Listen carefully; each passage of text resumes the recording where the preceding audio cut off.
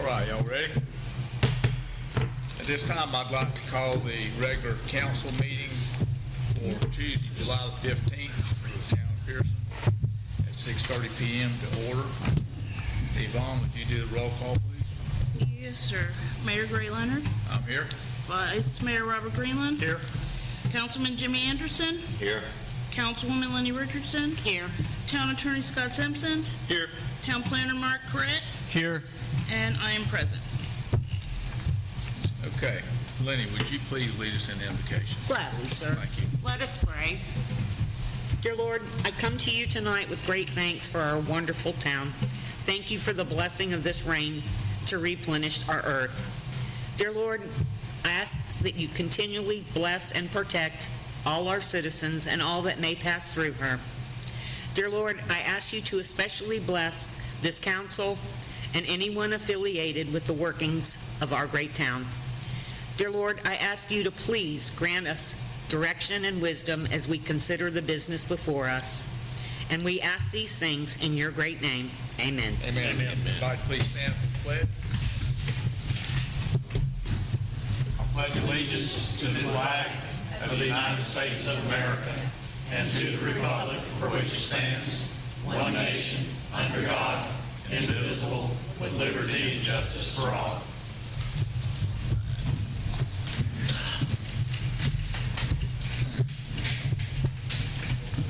Okay, moving on to item 4, approval of all of our minutes that we had. This is going to include the minutes for the regular meeting on July 1st, 2025, the regular meeting on June the 17th, 2025, and the workshop meeting on June the 26th, 2025. Has everyone had an opportunity to review those? Yes. If so, I would entertain a motion to approve. I move to approve the regular meeting minutes of July 1st, 2025, the regular meeting minutes of June 17th, 2025, and the workshop meeting minutes of June 26th, 2025. Is there a second to approve these? Let us record show the motion was made by Council Member Lenny Richardson to approve the meetings and seconded by Vice Mayor Robert F. Greenland. All those in favor of approving the minutes for these 3 meetings, say aye. Aye. So carried. Moving on to item number 5, new business. Item number 5A has asked to be canceled. Apparently, Ms. Summers is unable to attend. And we're going to move on to item number 5B. And we're going to continue on with these through G and go through these ordinances. And oh, you know what? Yes. Let me back up on that. Before we go get all these detailed in this, I want to go ahead and give the opportunity for Allison Mast to come up and speak regarding the Healthy Kids Running series. And I think everybody should have probably got some information. Hi, good evening. Thanks for having me. Sorry, I'm not a public speaker, but I'm going to do my very best. Hopefully this is something fun for the meeting to think about. I'm currently coordinating the Healthy Kids Running Series, which is a nonprofit organization for kids, encouraging them to get out and get active, encourage a healthy lifestyle, routine, more than just once. Think like 5Ks for adults, but age-appropriate distances for kids and repetition, because it's all about continuing, not just going once, you know. We have a 5-week running series in the spring and a 5-week running series in the fall. I'm currently coordinating the location over in Oviedo, and I'd really love to start one here in Pierson. It's for ages 2 through high school, focusing mostly on ages 2 through middle school. The high schoolers seem to be pretty busy. Are there any questions about it? Where would you want to? I was looking at Chipper Jones where would you Park. happen at? Where would you want to? I was looking at Chipper Jones Park. It can kind of take place anywhere as long as I can make a 1-mile course out of it. The youngest kids run only 50 yards. It's a 50-yard dash, and then as their ages get older, or their grades too, then it goes to 75-yard dash, quarter mile, half mile, and then the full mile is for 4th through 8th graders. So that can be laps. Not as fun if it's laps, but I try to limit it to 2 laps if it's going to be laps. But I was kind of looking at the back of Chipper Jones Field at am I calling it Field and Park? Chipper Jones Park, right? Yeah. And I was looking at field 6 and 7, maybe not both, but even just the walkways between it, I can make like the shorter distances work within the walkways there because it's so wide. And then the longer distances could maybe go into field 6, I think it was, if I'm looking towards the back. The left one. And then I was even considering, because this is like a non-traditional setup, it's not like a track, we're cross-country style. So I was even considering like outside of that some, it doesn't look like behind that field would work, but depending on what gates are open and whatnot, we could even go into some of the other areas. Obviously, we would stay away from any equipment. We don't want kids getting hurt and whatnot, but it's a pretty short event. Takes about an hour to run through all of those age distances. It's just one after another. There is like assistance available for anyone who might need it. So if kids want to run, we want to let them run. So we're not going to hold anyone back. Does your group have all the necessary insurances and Yes. things like that? It's based out of Pennsylvania. We've been running for 15 years. They can provide, I think it's $1 million insurance policies and whatever you need. I think we'd probably need a copy of that. Absolutely. Sure. How often would this occur? So we try to aim for 5 weeks. So they open up windows of time in the spring and in the fall, and I try to do 5 weeks back to back. I run the Oviedo one on Sunday afternoons. I know church is great, so we don't want to interfere with church time. So I'm thinking maybe Saturday evening, like right before it's getting dark, maybe like 4:30, so the heat of the day is gone.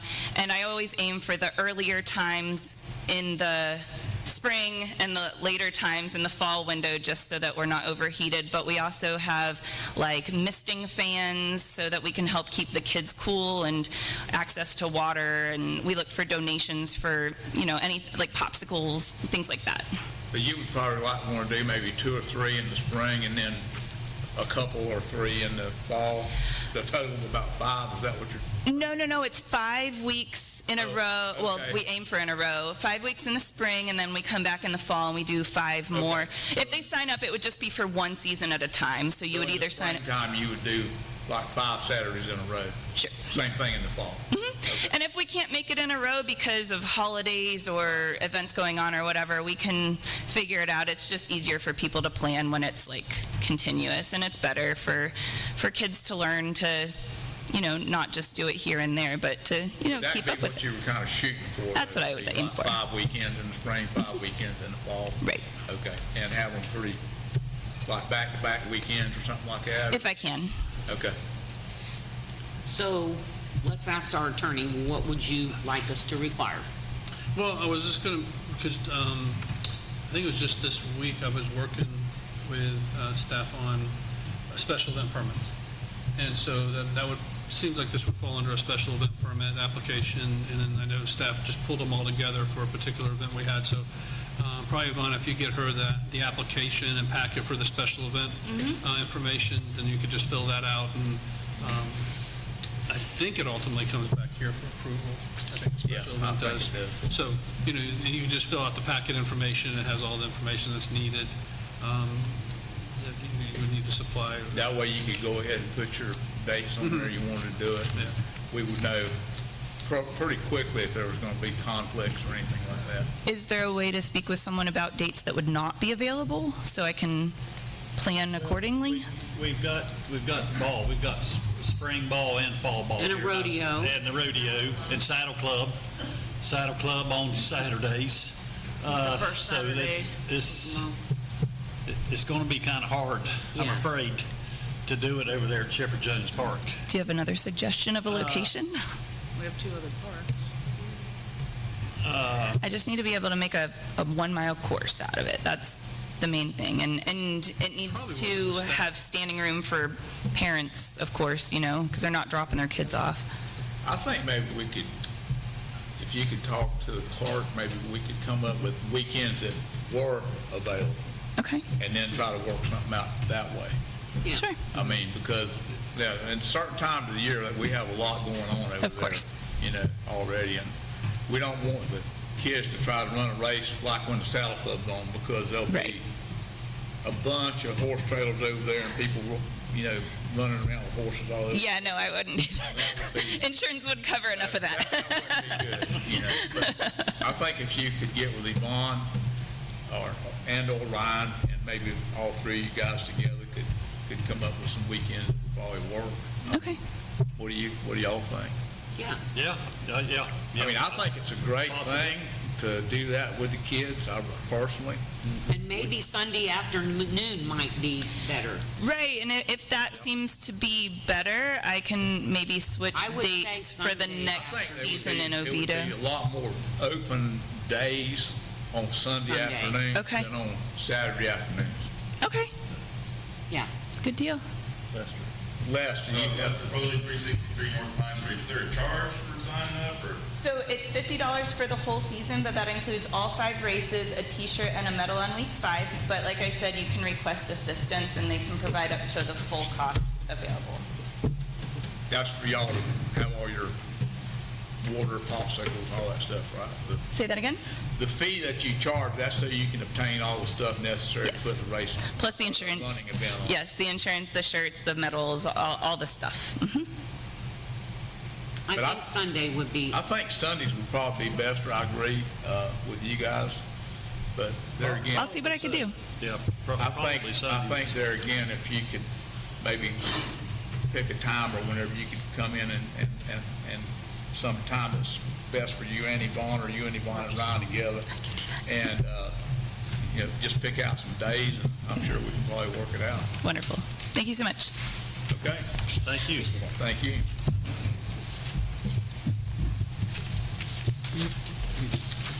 All right, moving on from there, we're going to move back to item 5B. We're going to start our resolution and ordinances, and we're going to try to go through those without opening and closing public hearings and all that stuff for each one of them. So at this time, I want to turn the floor over to our attorney, and we're going to begin with Resolution 2025-09, and if appropriate, we're going to allow input from the audience if they have any questions.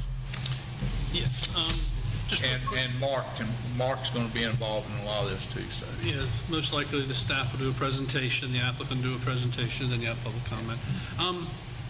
It says here an ordinance, but it says resolution. It's a resolution. It's a resolution. Okay, Yeah. all right. Yeah, 5B is a resolution.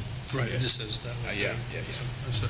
A resolution of the town of Pierson, Florida, granting a special exception for an accessory dwelling unit on real property totaling .26 plus or minus acres owned by Scott and Viola Harbaugh, bearing parcel ID 4834070000160, located on the south side of Echo Street, approximately 256 feet from its intersection with South Volusia Avenue, with the address of 167 Echo Street, providing for the taking of implementing administrative action, providing for implementing administrative actions, repealing all conflicting resolutions, providing for severability, providing for non-codification, providing for an effective date. So Is this the second reading on this? it's a First resolution, reading. one Oh, reading okay, only. all right. Because I thought we had talked about this at a prior meeting. That's the reason. And so at this point, special exceptions are quasi judicial, so any disclosure of ex parte communication should be made. I haven't talked to anyone. no. No, I haven't either. Let the record show there's been no conversation with anybody regarding this. And then this time, I think I'll turn it over to our planner for a presentation. Okay, so this is a request, as indicated in the title, for an accessory dwelling unit. Accessory dwelling unit is, more commonly called a mother-in-law suite.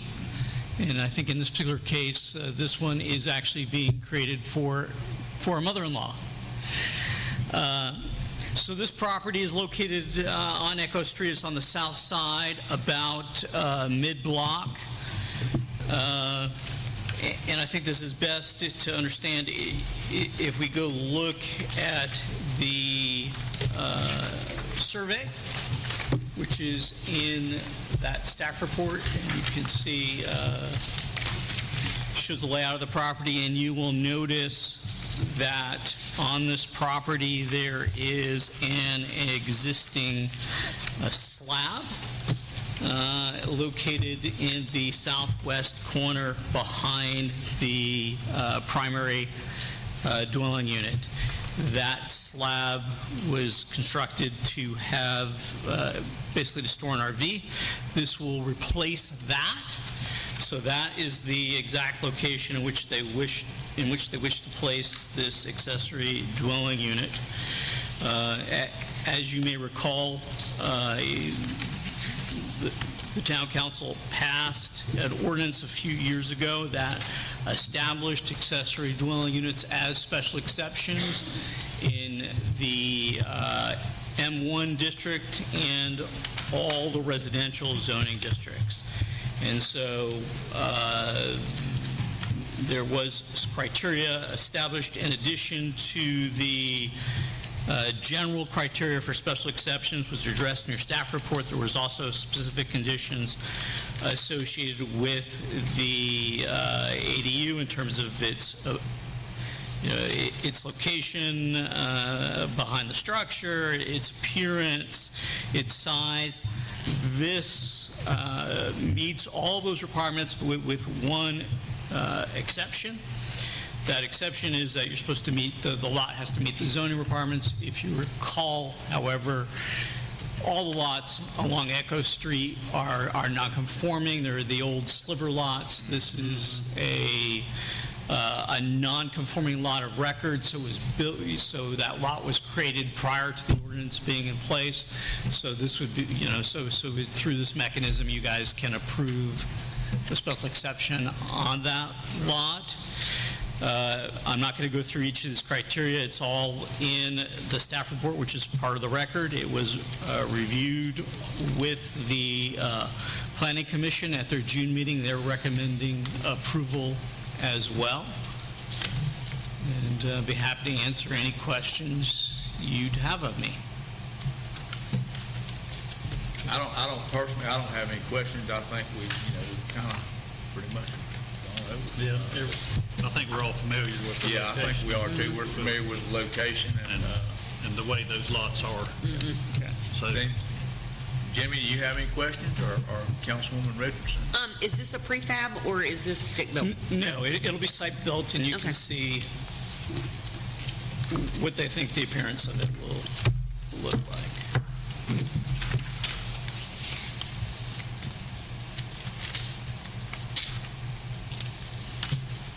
They have behind the survey, there's the layout, and their intention is to make it look like a little cottage. Yeah, I see the layout and the representations of what it's probably going to look like. Anybody else have any questions on that? Is there anybody in the, Let's start with this applicant. do you have anything, Yvonne? No, applicant. And where's the applicant? So if they want to present anything. Is there anything you want to bring up, talk about? Or? I think that pretty much covers it. We're going to try to make it look like the big house, so it's not going to be prefab. I mean, I looked at the diagrams and it looks like that. It's going to look fine. Is there Public comment. anybody in the audience that has any public comment or questions about this before we proceed? Okay, being there's no public comment, I think we're ready to call for a vote on this resolution. And Yvonne, You need a motion, right? we need a motion and a second on that, but I think we've reached that point. I move to approve Resolution 2025-09. Okay, there's been a motion on the floor by Councilwoman Lindy R. Richardson for the approval of Resolution 2025-09 is read by our council and explained by our town planner. Is there a second? Second. Motion is seconded by Vice Mayor Robert F. Greenman. At this time, Yvonne, I'd like to ask you to do a roll call vote on Resolution 2025-09. Yes, sir. Councilwoman Lenny Richardson, Yes. Councilman Jimmy Anderson, Yes. Vice Mayor Robert Greenland, Yes. Mayor Gray Leonard. Yes. Let the record show there was a roll call vote on Resolution 2025-09 and passed by unanimous vote. Okay.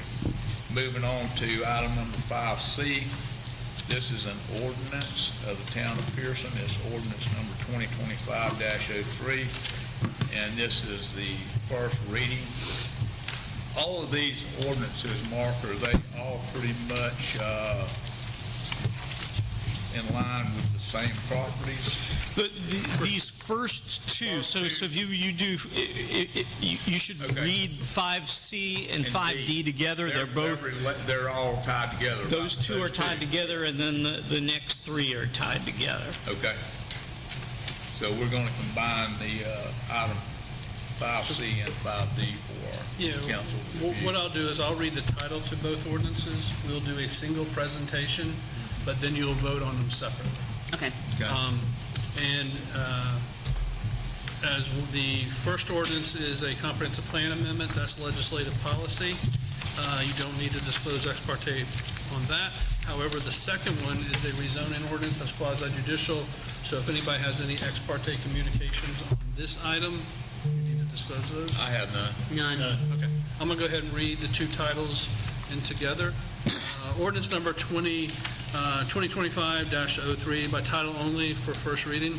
An ordinance of the town of Pierson, Florida, adopting a small-scale comprehensive plan amendment in accordance with section 163-3187 Florida statutes, amending the future land use map designation for a property totaling 1.24 acres plus or minus, located on the northeast corner of the intersection of Center Street and 4th Avenue, providing for a change in the future land use map designation of the property from general commercial retail to heavy commercial and industrial development, providing for development administrative actions, repealing all conflicting ordinances, providing for severability, providing for non-codification, providing for an effective date. And then ordinance number 2025-04 by title only for first reading.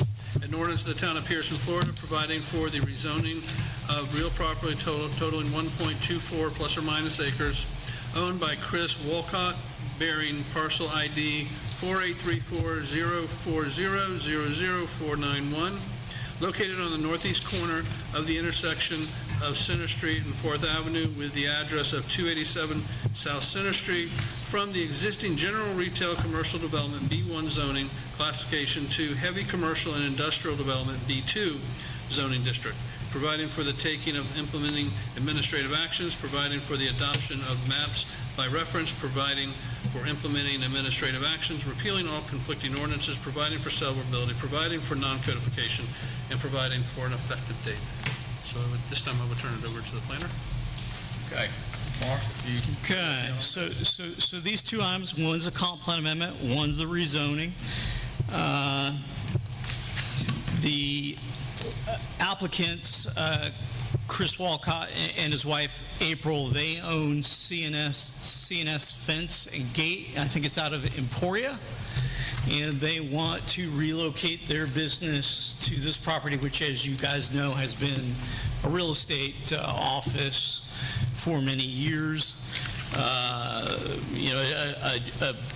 general office like that is a general commercial, and the appropriate zoning for that is B1. However, this is a fence contracting business, so that actually requires B2 zoning. So they will have so there'll be a contractor's office. They'll also store materials on that site, and so that requires a change in the comp plan from general commercial retail to heavy commercial industrial. It requires a rezoning from B1 to B2, which is what you have before you this evening.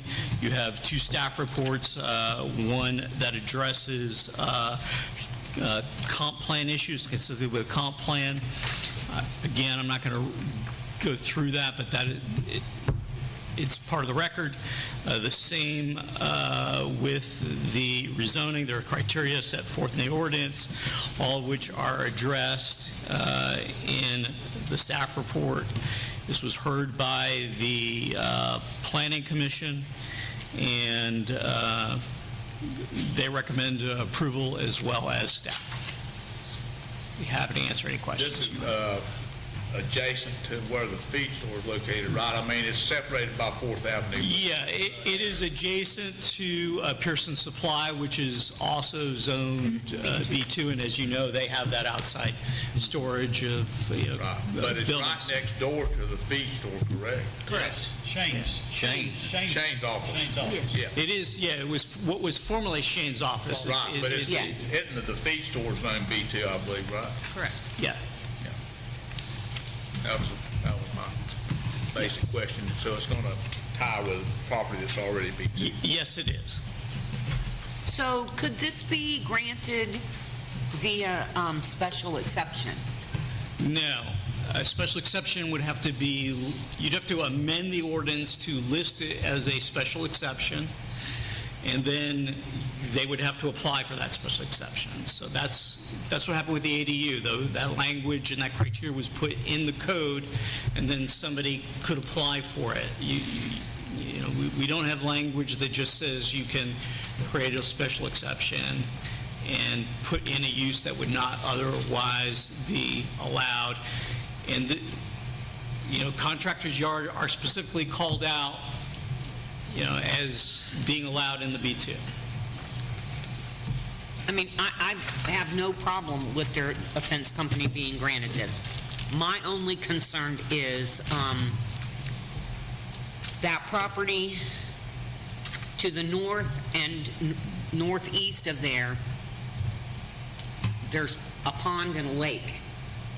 So we know that a fence company storing fence posts, material, whatever, would not be an issue. But in the future, with the heavy commercial industrial, Yeah, this was talked about at the planning commission. This is a 1.24 acre site. Right. It's not likely that you can't build anything on here that is going to Right. be of a particularly intense industrial use. That's true. If I'm not mistaken, that site is separated by a rise in the lay of the land, so to Yes. speak. Yeah. From there to where that pond and that lake is that you're talking about. I think I'm right about that. And if you recall, there's a long list in the B2 of all the things that are prohibited. So, chemical manufacturing, storage of fuels, all that stuff is prohibited okay. in the B2. I have nothing more. That was a good point to bring up. I mean, Bobby, it just, Jimmy, you guys have any questions? Is there I anybody? don't have any objection. Applicant first. Yeah. Does the applicant have anything they'd like to add to this? I mean, Just answer any questions you might have. I mean, we're not storing any you're doing Right. basically like chain link fence stuff and some fence Yeah, all posts, different that types kind of of stuff. wood agriculture fence, Yeah. wire fence, but anything in the backyard, aluminum fence, Yeah. PVC vinyl, Yeah. stuff like that. It's a typical, just a regular fencing company. yeah. Okay, thank you. Thank you. Is there anybody in the audience that would like to ask any questions of the council or anybody regarding this? Any comment from the public? Okay. I make a motion that we approve ordinance 2025-03 on its first reading. There's been a motion made by Vice Mayor Robert F. Greenland to approve ordinance 2025-03 on its first reading. Is there a second? Second. Seconded by Council Member Lenny R. Richardson. No further discussion or anything? Nobody have any questions at this time? Yvonne, would you do a roll call vote, please? Yes, sir. Councilwoman Lenny Richardson, Yes. Councilman Jimmy Anderson, Yes. Vice Mayor Robert Greenland, Yes. Mayor Gray Leonard. Yes. Okay, we can move on to item number D, ordinance 2025-04. And this is related to the exact same property, it's just the... This one is the actual rezoning. This one goes, Rezoning, yeah. So you did a motion to approve the comp plan, now you're going to do the motion to approve the rezoning. Yes. I make a motion to approve ordinance 2025-04 on its first reading. Let the record show there's been a motion to approve ordinance 2025-04 for the first reading by Vice Mayor Robert F. Greenland. Is there a second? I'll second it. Motion has been seconded by Council Member Jimmy Anderson. Yvonne, would you do a roll call vote, please? Yes, sir. Councilwoman Lenny Richardson, Yes. Councilman Jimmy Anderson, Yes. Vice Mayor Robert Greenland, Yes. Mayor Gray Leonard. Yes. Let the record show that the ordinance 2025-03 and 2025-04, both related to the same property, was passed by unanimous vote on a roll call vote. Okay. Moving on to item number 5E, which is ordinance 2025-06. This is going to be the first reading, and I'm going to turn that over to our attorney, Scott Simpson. Just like we did in the last one, this actually has three ordinances. The first ordinance, item E, is ordinance 2025-06. That is annexing the property into the city. So this is unincorporated land annexing the city. Then we're going to do ordinance 2025-05, which is the comprehensive plan amendment, just like you did on this one. Here, what you're doing is you're not amending the comp plan, you're putting the city's comprehensive plan land use on the property, because right now it has the counties, because it's the So unincorporated area. once this annexed in, we're going to apply these Land use. changes to the land use and the zoning. And zoning, yes, and that's what, then the last one will be ordinance 2025-07. You're giving it a city zoning from taking away, in essence, from the county zoning. But I'll read all three ordinances into the record, and then there'll be one presentation, and then you'll vote on them three times, Yeah, separately. individually. The first two are legislative action, the annexation and the comprehensive plan, but the last one is a quasi-judicial, so if anybody has any ex parte communication, it'd be a good time to disclose those. I have none. I've got none. Okay. Let the record show that nobody has any ex parte communications regarding this. Okay. First ordinance is ordinance number 2025-06 by title only for first reading.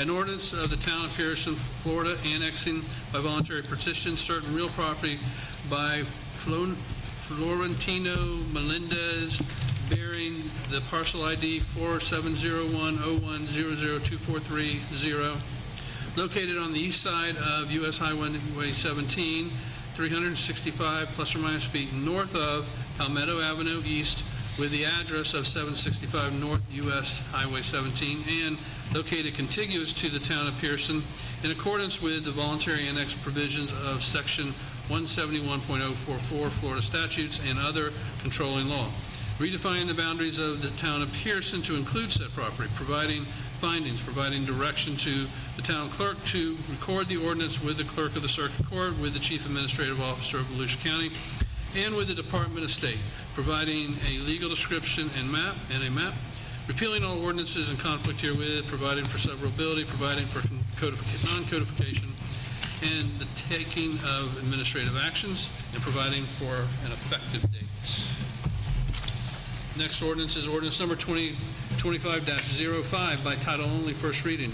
An ordinance of the town of Pierson, Florida, amending the town of Pierson comprehensive plan as previously amended, providing for an amendment to the future land use map in the future land use element relative to certain real property containing 23.92 plus or minus acres total, owned by Florentino Melendez, bearing parcel ID 4701010102430, located on the east side of U.S. Highway 17, 365 plus or minus feet north of Palmetto Avenue East, with the address of 765 North US Highway 17 from Volusia County Environmental Systems Corridor and Forestry Resource to Town of Pierson Conservation and Agricultural and Rural Residential Use, future land use designation, providing for legislative findings and intent, providing for the assignment of the future land use designation to the property, providing for implementation, administrative actions, providing for severability, providing for conflicts, providing for non-codification, and providing for an effective date.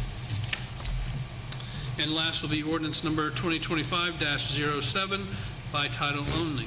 An ordinance of the Town of Pierson, Florida, providing for the rezoning of real property totaling 23.92 plus or minus acres owned by Florentino Melendez, bearing parcel ID 4701010002430, located on the east side of US Highway 17, 365 plus or minus feet north of Palmetto Avenue East, with the address of 765 North US Highway 17 from Volusia County RCA Resource Corridor Airport Overlay and FR4A Forestry Resource Airport Overlay to the Town of Pierson C Conservation and A1 Agricultural Zoning District, providing for the taking of implementing administrative actions, providing for the adoption of maps by reference, providing for implementing administrative actions, repealing all conflicting ordinances, providing for severability, providing for non-codification, and providing for an effective date.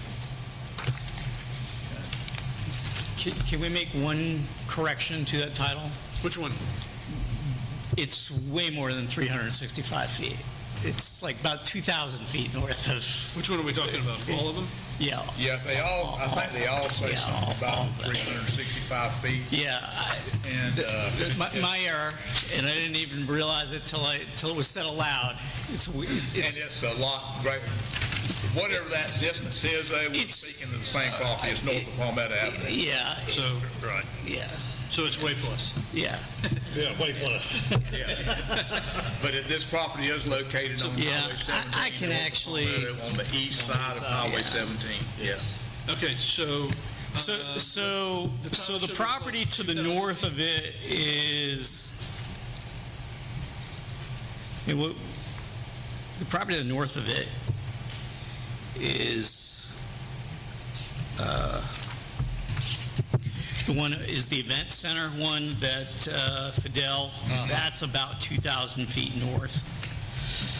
So, Okay, so on ordinance 2025-06, the title will be amended where it says it is located on the east side of US Highway 17. Is it this? 365, so should it say 2,000 plus or minus? Is it this piece of property, Mark? yeah, I mean, this property's shorter of that, but it's more than,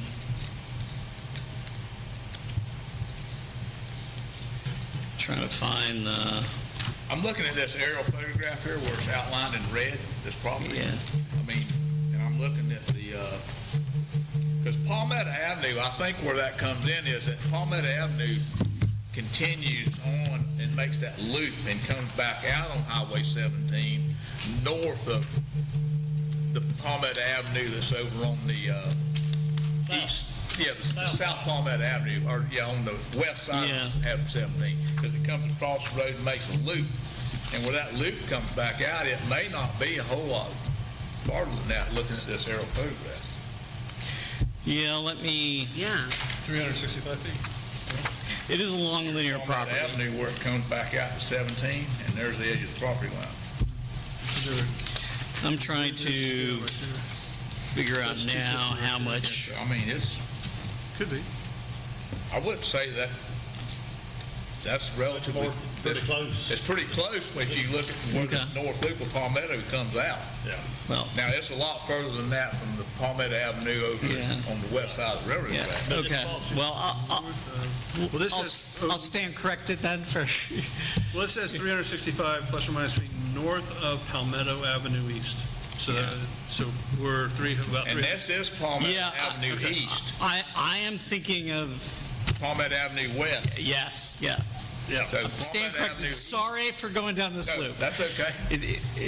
West is much further south, and that's what I was thinking of when I, I mean, that's. when it was being read. Looking at this map. Yes. yes, yeah. And it Good with me? could be even Yeah. less, but nonetheless, it's. So we're closer to plus and minus than the 2,000. Yeah, okay. All right, cool. Sorry. That's no problem. So, first item is the annexation. Comp plan amendment, then rezoning. So you call your attention to the annexation staff report, and I'm going to call your attention to the last map in the staff report, which shows the property outlined in red and the current boundaries of the town of Pierson in purple, and you can see it shows this property also shaded in purple what it will look like once it is annexed into the town of Pierson. And you can see that it is coterminous on both its western and northern boundaries, which is one of the important criteria in the statute which governs how annexations occur. In addition to that, it has to be, regularly shaped and compact. You can see that this is a trapezoidal property, so it's coterminous, it's regular in shape, it's compact, it meets the criteria for annexation, and it was presented to the Planning Commission as well. They don't. There's actually no role in our land development code for them to comment on it, but they certainly registered no objections to the annexation.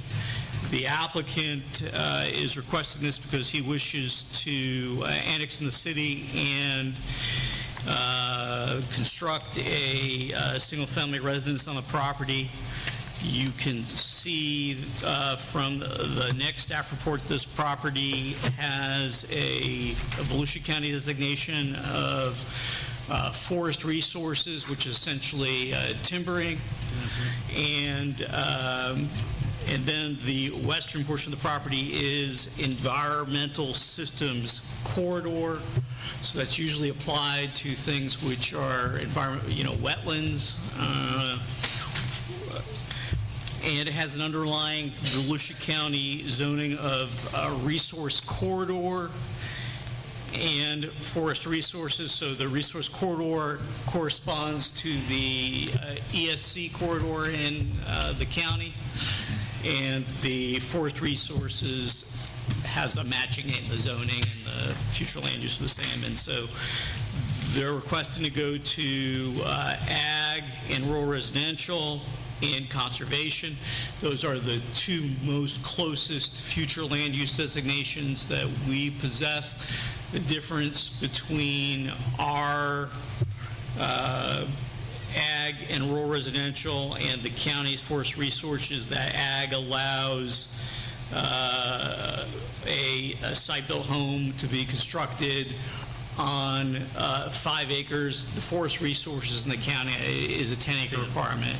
It does also allow mobile homes. Ours does not. Right. So this is a property that at least the eastern portion has been cleared and disturbed. It currently has a shed on it. I think at some point in the past it had some other structures on it that have probably been removed. But if you're familiar with that property, the whole eastern side of it, has been cleared. Would that be the eastern side or the west side?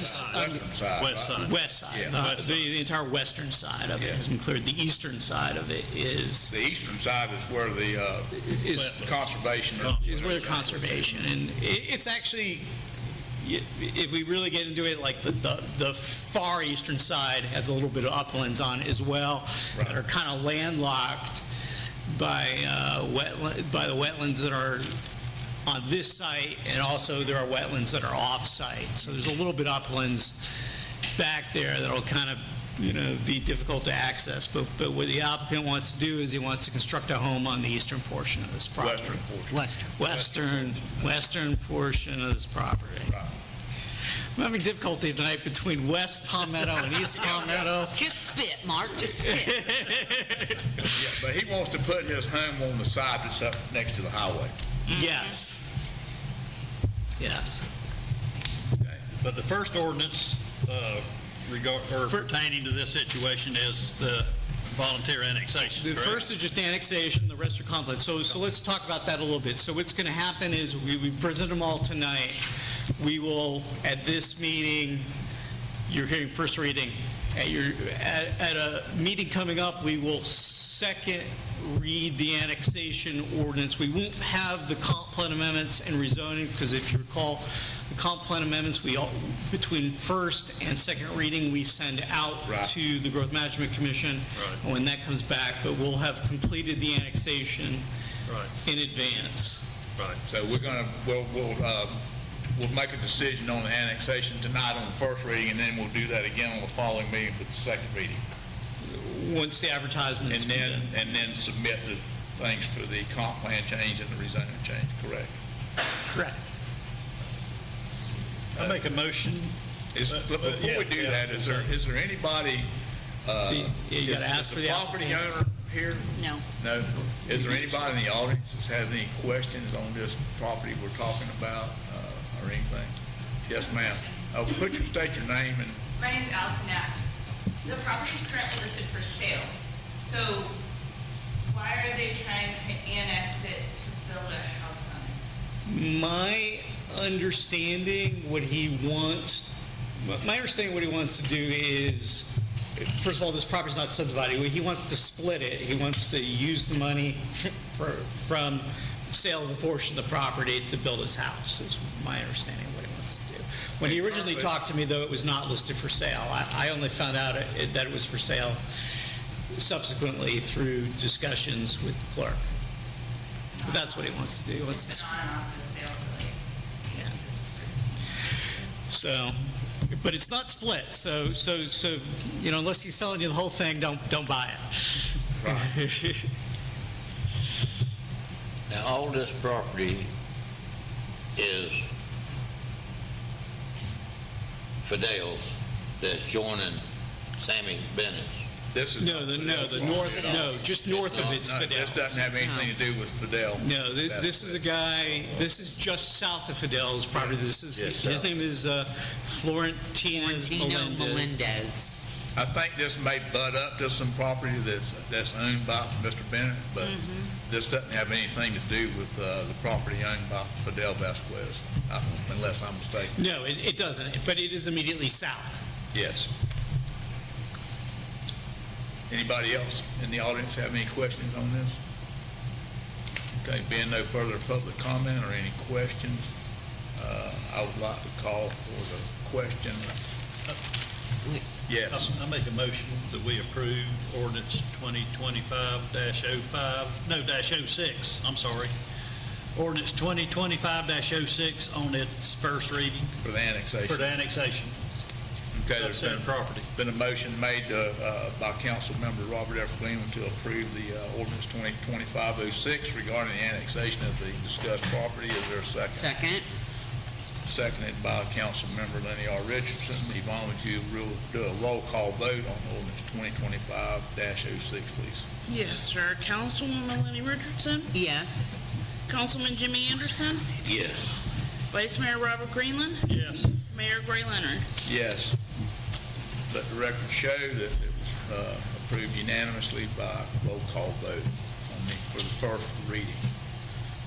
We're going to move on to item number F, 5F, which is ordinance 2025-05, and this has to do with amending the comp plan regarding the same property as discussed. And rezoning too, because he'll do one presentation. And we're going to, well, they're two different ordinances. There are, but he'll do one presentation for both, then you'll vote on them separately, just like you did the previous. Well, okay, and ordinance number 2025-07, so. I thought he had already. Yeah, I'd already, Went So over your whole everything. presentation's done? yeah. Yeah, I mean, Okay. he went over these, so. Okay, so now but we we need to vote on these Yeah. separately. Okay, yep, okay. So, Yep, separately. on ordinance 2025-05 regarding the amending of the comp plan, the chair would entertain a motion on this. Move to approve ordinance 2025-05. Let the record show there's been a motion made to approve ordinance 2025-05 for the first reading by Councilwoman Lenny R. Richardson. Is there a second? I'll second it. Seconded by Councilmember Jimmy R. Anderson. Yvonne, would you please do a roll call vote? Yes, sir. Councilwoman Lenny Richardson? Yes.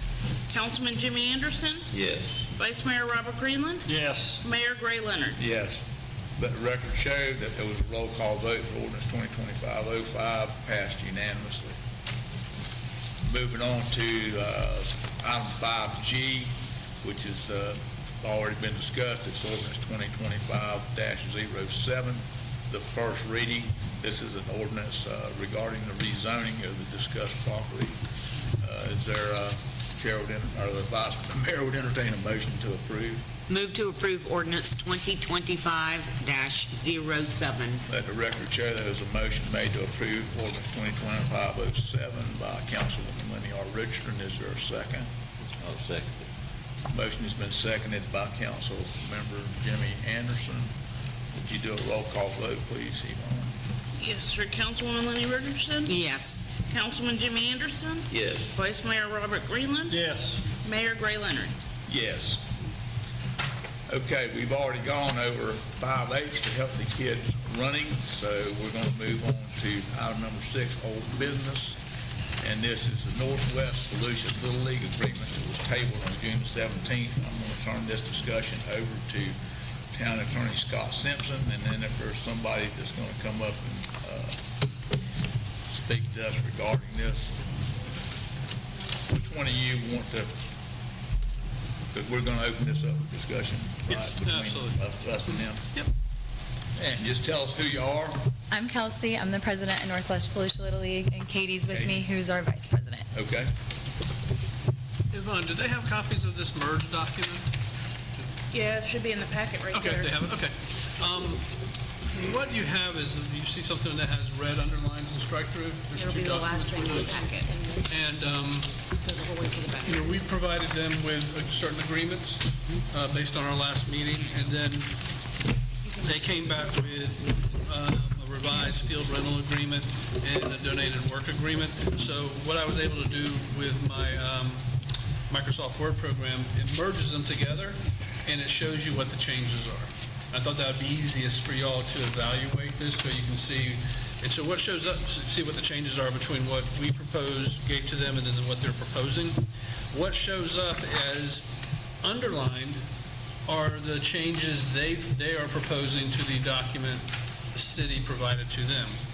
What you see is with strike-through is the language that was in the document that the city provided to them that they're proposing to take out. So strike-throughs are what we had in the agreement, they're proposing to take out. Underlines is new language they would like to add in. So we can go through these, and I just thought this would be helpful for y'all to look at, because you know. Yes, I do have that, but isn't this the,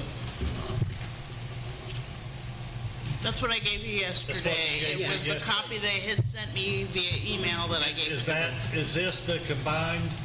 No, one says on the corner Town of Pierson, the other one says Little League. Okay. Where I wrote on each corner. I see it, okay, yes. I just thought it'd be easiest if I merged them together, so you had one document, you could kind of see what they want to add and what they want to take out. Okay. So, and I can kind of go through these if you'd like. I don't know, Yeah, however go y'all ahead. want to address it, it's up to y'all. No, go ahead. Okay. Starting with the field rental agreement, I don't see anything of substance in the changes in the first paragraph. Talking with the mayor on paragraph number 1, when I say first paragraph, top paragraph. Item number 1. Item number 1, paragraph subsection 1, you thought it needed to be more specific? Yeah, because it just says Chipper Jones Park Facility, and I think it should say No. Chipper Jones Park Ball Field. Ball fields, correct. Are y'all okay with that? Yes. Ball fields to include 1 through 7, correct? Yeah, all of them, Okay. yeah. Yeah, I'd we're say good. ball Ball fields fields 1 through 7. Yes. I'll just say ball fields 1 through 7. Yeah. The only other thing I have on this one they have too, like on the one we have, there's an agreement, there's dates in the top of this agreement, and they don't have any on their agreement. The one their version. I think they were, In other words, we have, like they had typed in here July 15th to 2025. okay, I just don't have it on mine. Yeah, okay, that's what showed up Okay, anyway. all right, okay. But we can add a date in there. Oh, I see it, I'm sorry. Okay. One of the agreements dated July the 15th. I got you. Okay. Subsection 2, it looks like they just want to expand, I had Little League Baseball, they wanted to expand baseball and softball practice games along with special events put on by the league. Is what you're talking about. We okay with that change? Yep. Okay? Yep. All right. Subsection 3, from what I can tell, looking at the documents, I believe the direction from the commission or the town council was a 5-year term with 5-year renewal. And going back over to, there is no term, as I see in the rental agreement, but it looks like when I look at the project provision of lights and light poles document they submitted, they have here, this agreement shall commence on July 15, 2025 and continue through July 5, 2035. So in this document, they appear to be proposing a 10-year term, if I read that correctly. Yes. I think it should still be in here if we agree to a 10-year term. No, we agreed to 5. We agreed to a 5-year term, is that? That's what the discussion was. Right, They're asking for a 10-year term. We did 5-year with a 5-year renewal option. And that is per our donators. They are stronghold on the 10-year. You know what? I appreciate that you have someone that's donating a lot of material and so forth.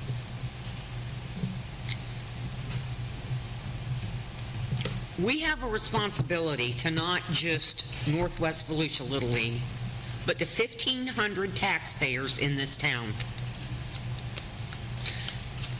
I'd like to see y'all go to DeLand, DeBerry, Orange City, wherever, any other city in Volusia County, and dictate to them what contract. We're What you not would do. dictating, but we have contractors and donators who are donating. Yes, you And do. they have came to us that they will not donate unless it's a 10-year term. They have plans to grab the poles, take them away, and not do the lights. You know what? We have lights there now. That are gonna fall over. And if we don't replace them, it's a safety hazard. It's been a safety hazard. So you're putting children at risk. We've talked to DeLand, we've talked to all of our leagues in our district to see what they are paying. What are they charging? How is their contracts working out? And it's about like $5,000 per year that they come out of pocket. Yes, If we take our $80,000, which is not even including the labor costs, that's only including the cost of the poles and the lights that are being donated, we're at $80,000. Divide that by 10, That was that's donated, $8,000. correct? Correct. Right, But it's you the have- cost that if the town were to have to put these lights in out of your budget, that's what you guys would be paying, plus more. We're trying to be fair, but it's also not us. Like, yes, we're the middleman, and yes, we're doing it. You are Northwest Volusia Little League. Correct. Your donators are not Northwest Volusia. But they have children and grandkids that play within Sure Northwest they do. Volusia Little League. So their best interest is the kids, not the town. They're looking out for Northwest Volusia Little League and what's going to last us the longevity. I mean, we can't come up with $80,000, and I don't believe the town can either. No, we cannot. So, Let me ask you a question on this, this lease agreement or rental agreement, whatever you want to call it, on item number 3, where it says the dates and times of the events are as follows. And the term of this agreement shall be for 5 years. is that on the old one? Hold on. Okay. With an automatic renewal of 5 years, unless there's something unforeseen. Which we gave them this. That sounds like a 10-year time period to me. We did give them that. They just did not like the automatic 5-year renewal with the, I mean, there's what ifs with that. Well, there's a lot of what ifs and everything. Number one, 10 years from now, none of their kids are going to playing Little League ball anyhow. Well, they might. There's some young ones. I mean, they go till 16, so there's a 6-year-old. He will be playing in 10 years. Bobby, do you have any? I don't see, I really don't understand what the contributors are worried about what the town is going to do to them after 5 years. That's what I don't understand. If they're generous to do this, and they're generous to do it, why should they be holding a noose around our neck? I don't understand any of this. I don't understand. I can't necessarily answer for them because it's not me and they're not here. That's the part I just don't understand. Lord, they've been playing baseball over there. We've been playing Little League baseball over there since I was a kid. I think it has to do with we've had so many issues of who's maintaining, who's not. There's no contracts, there's this, and there's, we felt, I think maybe they've gotten it from us, we feel we're not really sure on a day-to-day basis what's happening. I'm not sure. They've been playing Little League baseball over there for 60 or 70 years. I'm aware, and yes. It's been going on ever since then. I don't know what makes the donors all of a sudden feel like we're going to just stop playing Little League baseball. Right, that's what I'm getting at too. As a suggestion, maybe because it says that, either party can just not renew after 5 years, and so you don't have to have a reason. Would your donors maybe take it back to your donors and say that we won't renew after 5 years for good cause? We could go back to them. I'm just throwing an idea as a compromise out there. Yeah, I don't. But wait a minute, why in the hell are we sitting here letting somebody that we don't know who it is even dictate this whole situation? I can't fathom this. We own the property. I think that the lease agreement on here is a lease agreement between the town of Pierson and Northwest Volusia Little League. The town of Pierson is the one that's going to draw up this lease agreement. The lease agreement is not going to be dictated, at least not to me, by the people donating the power poles or Northwest Volusia Little League. I think there's compromise there. We can talk about things if there's an issue. But, I think they wanted to compromise. The those light poles is not, in my opinion, is not going to tell the town of Pierson how long we have to make this agreement for. I mean, we've been playing Little League ball field over there since I was a kid, and I don't know of any plans we have of shutting the Little League ball down anytime in the future. Yeah, that's what it sounds like to me that your donors are worried about. I think they want to make sure they get what the cost is out of it. So to them, $8,000 per year of a payment is 10 years, and that's them getting their cost out. Well, how much are we getting out of y'all for running those lights? How much are you paying us? So just in spring season, paying us every season? Just in spring season, our cost that we did in upkeep, just in upkeep and maintenance, was $8,468. That's irrigation. That was BFC going out there and fixing the fences. Freedom Electric replacing a bad GFI in the concession. Dixon Plumbing fixing a leaking sink. The sod being replaced totaled $8,468. And we have no problem maintaining and doing things like that as the seasons go.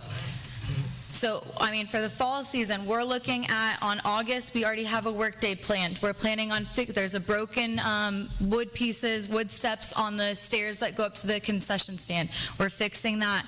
There's wood at backstops on field 1 that are rotted. We're fixing that.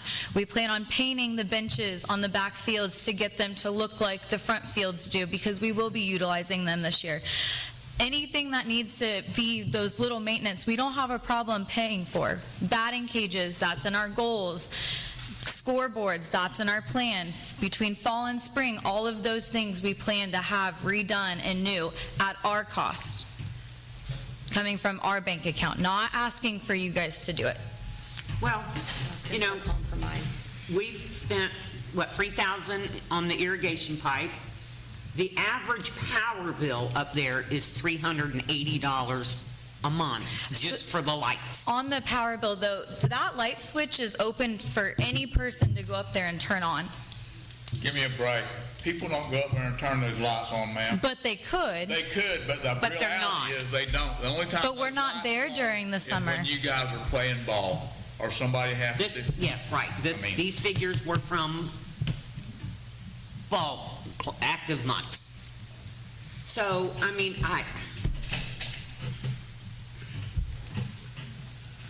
I'm very, I think you need, I don't know what the council can do to assure your donors that the town has no. Could we do a workshop meeting with them need. to where they could come? No want to ever shut down the Little League baseball. That's And I for the think that's kids. where the donors come. Listen, we want the kids to play as well as your donors do. I think We're the going to donors have a got place this in available for them to mind. play for when I'm dead and gone, hopefully. So would it be an Yeah, I hope option it's to do a longer than 10 workshop years from meeting now. to where they you could? know, those workshop meetings cost us money. Okay.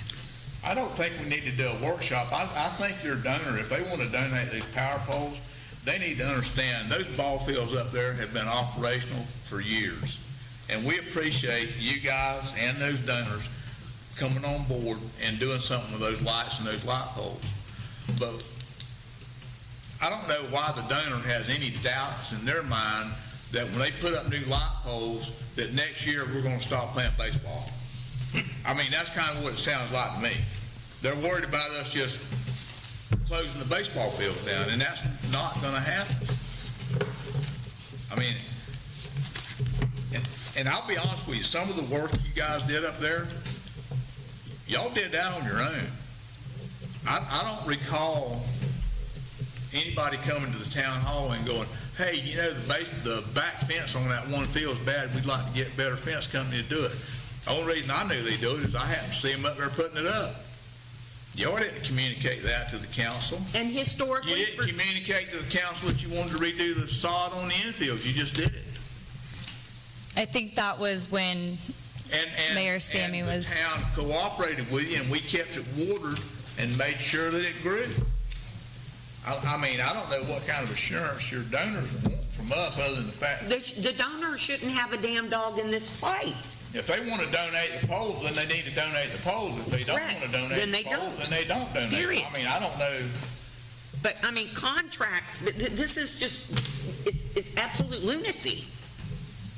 Well, all of the other leagues also have contracts with their given town. DeLand has a contract Yes, with. and they also pay to play, and, Correct, but they don't do the field upkeep that we do. They don't pay for the sod what and all field that. upkeep? What field upkeep do you do, ma'am? I'm talking like the sod and painting the Day-to-day, benches. at this They don't do time, that. What do you do? What did you do last week to maintain that ball field? Well, I haven't done anything in the off season. Besides I spend my time for Northwest Volusia Little League just our about guys every are up there day. doing something every week. I mean, I was on the computer 6 hours today just figuring out our rosters and our teams. That's part of the deal. that's part of it. Right, I understand. I was a parent one time. My kids played Little League.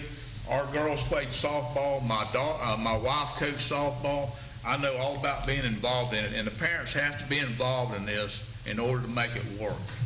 I'm well aware. I'm very involved in it, and I am a parent. And I appreciate everything y'all do. I appreciate everything you do with the kids. I think it's a wonderful program, but I don't think we can let a donor of some light poles dictate to us what we're going to do and not do. And we can go back to them with that information. That's all we can do. Just go to them and tell them that as far as the town goes, we will always support the kids. It don't matter, any kind of program for kids in this town, we're up for it. I mean, it's something that we're gonna do. At least if I got anything to do with it as a councilman, I will help with the kids. It don't matter what program it is, walking the streets, I'll try to help, whatever. The town council of Pierson has supported the youth of this community ever since I can remember. I don't think we're saying otherwise. And I don't think, but your donors are concerned about that. I can only do and say what I can to them, and how they feel is out of Well, me. I think, You're right. It's not you're arguing their fight. I am, and it's feeling very attacked right but now. I think the 5-year thing is, I think it's more than fair. I do too. I really do, and I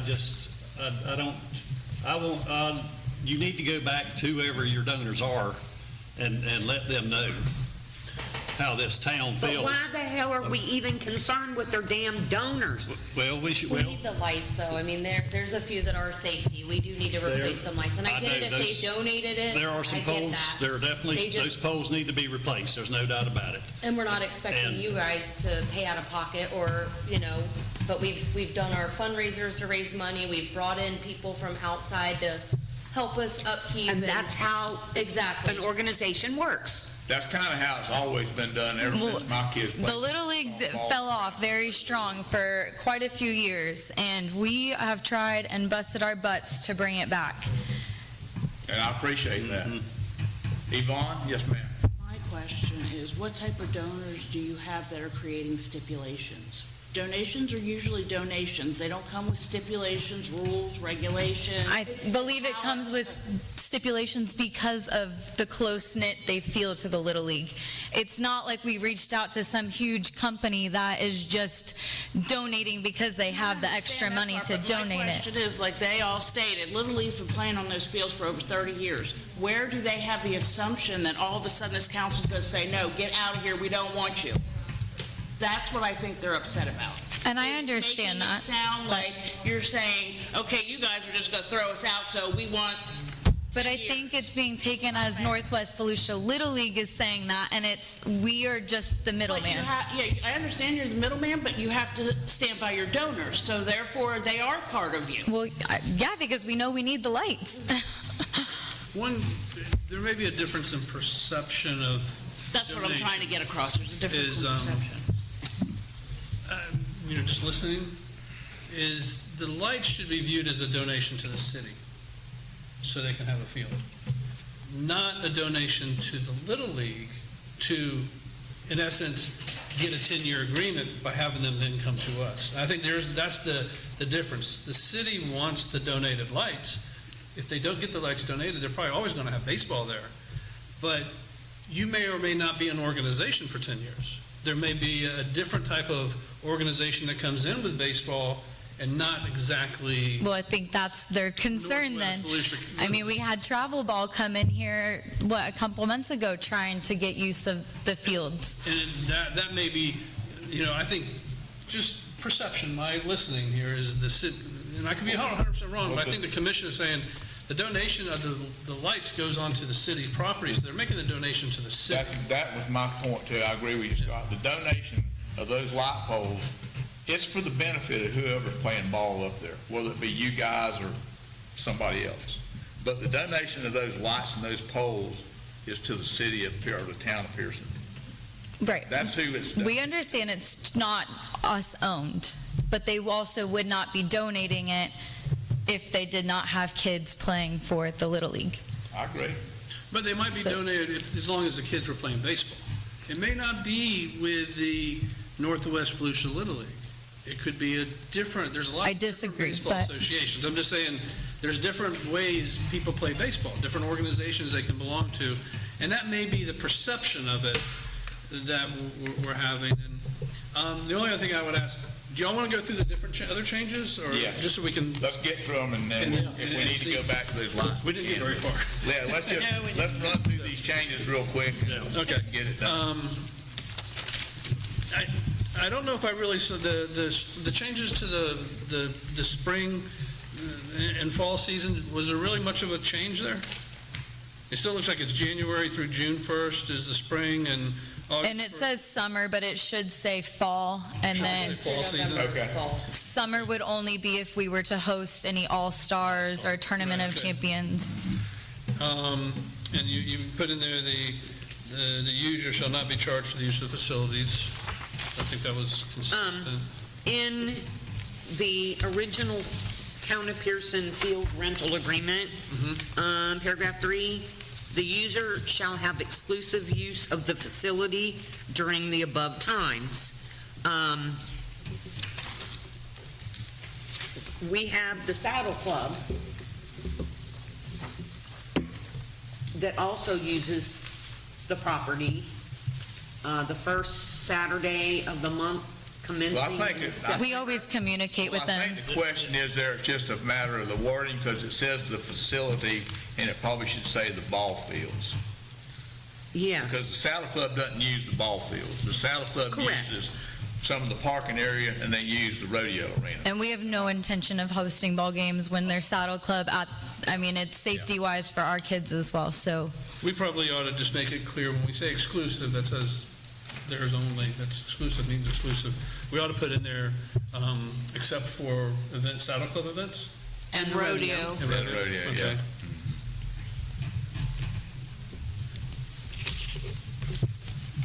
Which one was that? Number 5, correct? 4, I think. Well, it's the 4 says on the one. 5. It's It is 5, I think. Okay. Yeah, 5, okay. yeah. 5 over there, okay. Yeah. All right.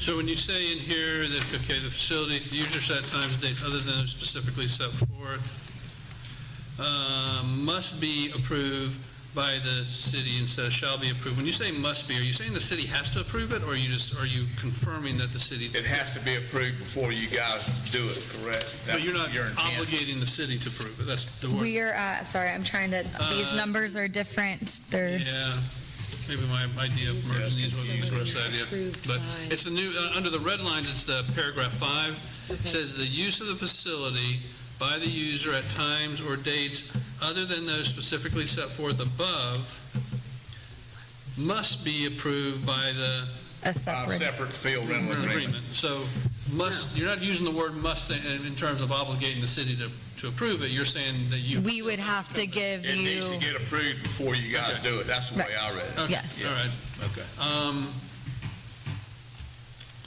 Okay. Why did you take out my proposed paragraph 4 about the donation of this is in exchange for the donation of the light poles, and that if this ends early, the city has no obligation to pay or otherwise reimburse for any of the donated stuff? Is there a reason that came out? did she replace it? This one.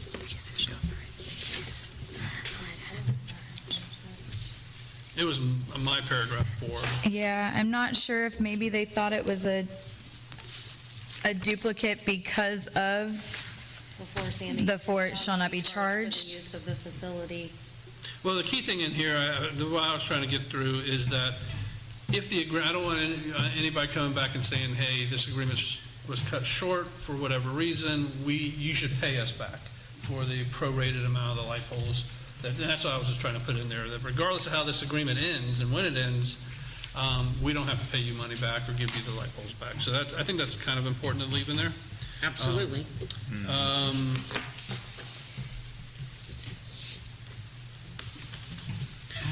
So we can, it's interesting because of what you said and what you struck out here. You struck out in the new paragraph 6 in the red line, this is what you took out. I had in there, the user shall be responsible for all necessary improvements to the facility to be usable for the event. Prior to the event, the user shall submit a site plan generally identifying the location of parking, traffic flow, spectator viewing, restroom facilities, concession sales, and other matters requested by the town. The site plan must be reviewed and approved prior to commencing the event. User shall be responsible for obtaining all necessary approvals, permits from the town or other applicable third parties for any site work or construction that y'all do. That was coming out, and you're adding in, the town shall be responsible for all maintenance and field prep for the facility to be usable for all practices, games, and/or events during the spring and fall season, as well as one time a week during the off-season. So, and I think that, there's another part in here where I kind of had what the city was responsible for based on conversations, where it said, I had the town shall be responsible for mowing the outfield and dragging the infield. The user shall be responsible for lining the fields, cleanup, trash removal, repairs, maintenance to the bleachers, bathroom, concessions, dugouts, and fences. Prior to each game and practice, the user or coach for the teams shall be responsible for inspecting the field and making sure the field is safe for use. If a field is not safe, the user or coaches for the team shall not proceed with the game or practice and shall notify the town of the unsafe condition. By proceeding with the game or practice, the user shall acknowledge the field has been inspected and is safe for use. Y'all were taking that out. Now, what you said earlier was you started listing all the things that y'all do and what you maintain and all this other stuff. The way this agreement was amended, you took all that out. Now, it's up to the commission to decide, but this agreement, as you propose, puts all responsibility for all maintenance, repair, lining, everything on the city. Now, if that's what we do, that's fine. I'm not trying to change the relationship here, but I think it's because I remember one meeting I talked about, you really should have an agreement so we each know what the other party's doing. And I think that's what's beneficial, this discussion we're having, is let's get in writing, what are we responsible for? What are they responsible for? Because I think they can at least line the fields. And I think that's our goal, is to be able to line the fields. I think our biggest concern is the dragging, because we don't have the equipment. Right, but we're dragging now. Yeah, we're dragging. We're mowing and dragging the field. Yeah. that was in the agreement. Yeah, that was. I think that's kind of the way it's always been, and I Yeah. mean, when my kids played ball and everything, before the game started, the coaches and the parents got together, we did the... I know when I came into it, the county was involved, and they did it all. Yeah. So for the last few years, it's been the county, and then, the last... I tell you, the county did not line the fields when my kids played ball because the parents and the coaches did it. I understand that. I'm just saying, since I've been involved, what has happened, and I know we are aware that the county is officially out. And I don't have a problem, if it seems burdensome, and I wasn't talking about a detailed site plan. I was just having on file something that says, okay, when the Little League's there, this is how it's going to be laid out. This is where We're fine with. And so and if that's not done, if the council here believes that's too burdensome or too much, we can take that out. I'm fine with that. We would like to be in agreement with the town, so we know what the town's doing, you know what we're doing, and who's responsible for what. We're perfectly fine with. We did that, but then you all changed it. Well, this was what we gave. We gave this to our donators for them to give us the approval to move forward with it, and that's what they sent back to us. Again, we are working under their terms. I know you guys don't want us to be. Who are those folks? I don't know if they wish their names to be out there as donors or not. I would like them to present themselves. They're the ones that are wanting to do all this contract changes. I would just prefer that they were the ones that announced themselves and not me. Well, I'm not dealing with a donor, I'm dealing with you. I understand that. Northwest Volusia. Well, And I guess what I'm seeing is your donors are asking you to do something, are amending the contract to be inconsistent with the existing relationship between the two parties. In terms of how we were working together historically, I don't think what I put in there was much different than what we've done in the past in terms of how they operate. So maybe your donors need to be explained by y'all to say, this is how we always done things, these are the things we want to do, and this is what we want the city to well, do. because there's been so much for the last few years, we can't confidently say. We need the agreement between the town and council of what is going to actually happen. Let me tell you what I think this agreement needs to happen if we're going to have an agreement. The donors don't have anything to do with this agreement. This agreement is between the town of Pierson and you. Which we could make a... Period. Between the Northwest Volusia Little League and the town of Pierson. It's not between the town of Pierson and some mysterious, unknown donor that's out there in the world somewhere. It's an agreement between the council, the town, and the Northwest Volusia Little League, which is you guys, you ladies. It's not with some donor that we don't even know who they are. This agreement is between the town of Pierson and the Northwest Volusia Little League, period, as far as I'm concerned. And as far as I'm concerned, we're giving them the contract with our terms. Yeah. They can take it or leave it, is where I'm at. If we're gonna write up the agreement, and we're gonna try to be fair and do what you guys want to do as well as what's best for the town. And if there's something there that we need to discuss, then we can do that. But I'm not going to have some mysterious donor tell me that I got to do a 10-year agreement or a 5-year agreement or no agreement or whatever the case may be. I don't even know who the donor is. You're the people that we're making the agreement with, not a donor. That's my feeling. I don't know how everybody else feels about it, but All I want to say is I think your donors are overreacting, I think so. and it's that simple.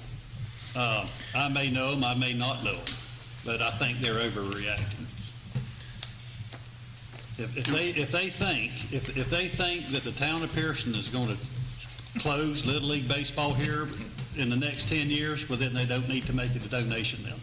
That's the way I feel. I mean, here's the thing is, if they donate these lights, what else are we going to use those lights for? Right. They're around the ball field. We're not taking them down. No.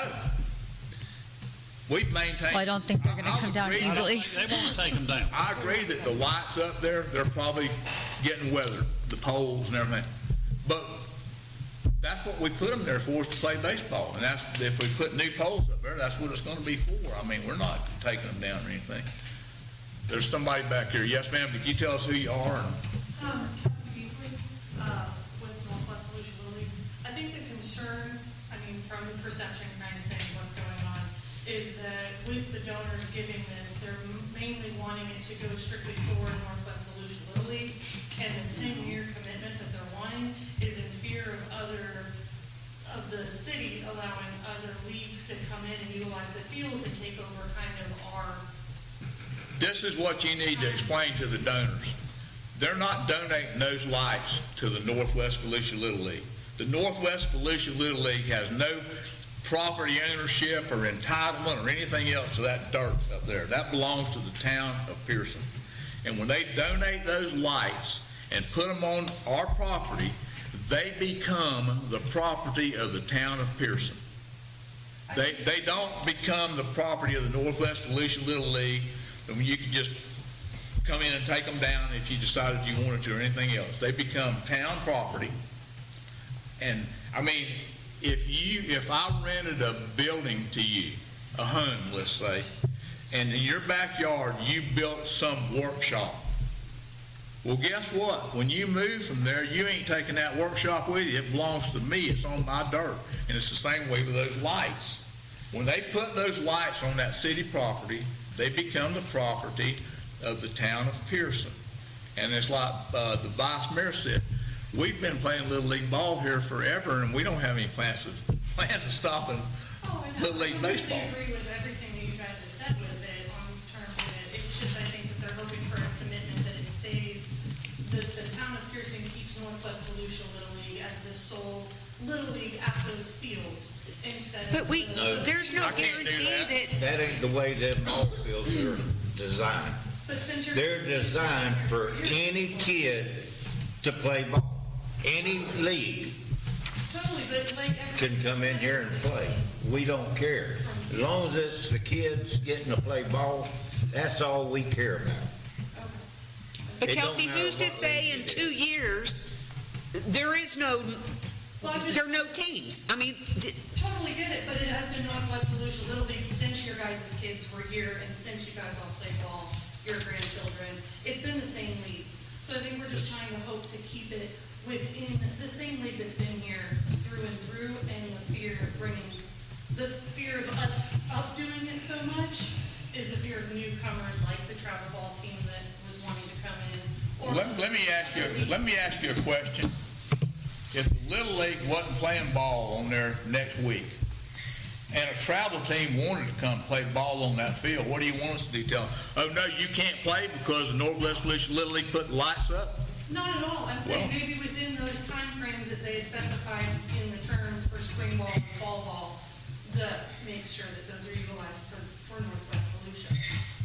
Well, I think that's what the agreement says, that the Northwest Volusia Little League is going to use it during those time periods. I mean, Yeah, it's in the. I think the donors are overreacting.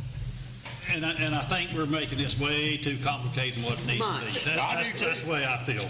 This is way, this As long as you're not blaming the attorney. This is being blown way out of Way. way out This of is proportion. insane. Those ball fields are going to be used for Northwest Volusia Little League softball, whatever it is, Northwest Volusia Little League. That partakes in baseball, partakes softball, t-ball, everything. You're not going to have to worry about a travel ball team coming in here and renting those fields from y'all or from us whenever y'all are going. No, it was the Having Bison. your league going on. He never brought anything to the council. It's not going to happen. He was in a meeting. Ryan was here. Oh, he was here with Ryan. Are y'all hearing what the vice mayor said? It's not going to happen. Another team, while y'all are playing, while your season is going on, there's not another team going to come in here and play on these fields. I'm telling you. Yeah, right, the travel ball team did try to get it. You think we're going to let the travel ball team play up there for nothing? No. If they play, it's going to cost them dearly. But they're not going to play whenever Northwest Volusia Little League season is going on, period. Yeah, I mean, that's my feeling. I mean, like we said, best we can do is just go back to our donors. I'm so goddamn sick of hearing donors. I understand that, but that's what they are. They are donors. It's not us providing the polls. If the donors want to put lights up there for you guys, then let them put them up. Tell them to come talk to the council. That's why I asked if we Any could. other donors want to If come? the donors wants to donate lights And put them up. then let them donate Put the the damn lights. things up. It's If just they that don't, simple. don't. If they don't want to donate the lights, then don't donate. The problem is if they don't donate the lights, Little League will have to stop because the safety. Of Field One, There's nothing it's wrong with them poles right now. Field One. Yes. I've looked at them. We've replaced one. Yes, the one that was replaced is okay, but the one that's by first base dugout is not okay. It hasn't been okay. Paul? Paul George, 270 Richardson. I got a question. Does it have to have lights? Can't you play on a Saturday afternoon? Not with 10 teams. We have 10 rostered teams this season. We can't, There's 7 days in the week. You can't figure. not during the school year. We can't play during the day, no. We cannot play during the day, no. Most games start at 6. More than one field there. 3 of them have lights. One is softball, and the other 2 are baseball. Husky Barn, I cut the poles down and be done with it, and this would be done. You'd what, Paul? We don't want to do Husky that. Barn, cut them Just poles down, and that'd be it. This is getting out of hand. Okay, so, I think this has I'm been. going to make a comment here, and you tell your donors if they're concerned about that ball field, they need to come talk to me. Okay. We can do that. We're not shutting them ball fields down anytime soon, I can tell you that for a fact. They've been there for. but it's my opinion, whatever agreement the town council agrees on, they need to accept or pound sand. That's where I'm at. I think that we need to come up, if we need to come up with a field use agreement or a field rental agreement, whatever you want to call it, it's going to be done by the town. And it can be open for discussion, but it's going to be our agreement, not a field agreement that's drawn up by you guys.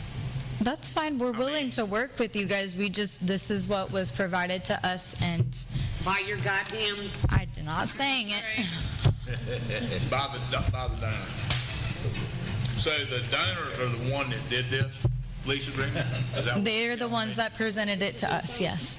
Okay. So they control the Northwest Little League?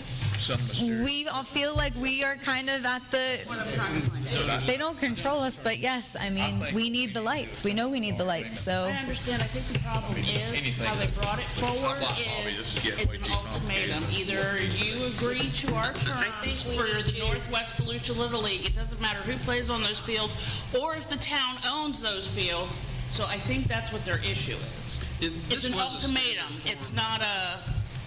this is the deal, what I think we need to do. The original field rental agreement, I guess you constructed for us. It's a form I'd use for other cities. Yeah. A few changes,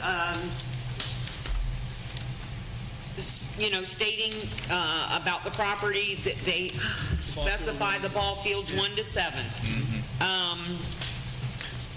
The user shall have exclusive use of the facility during above times, Except for the Saddle Club, rodeo, etc.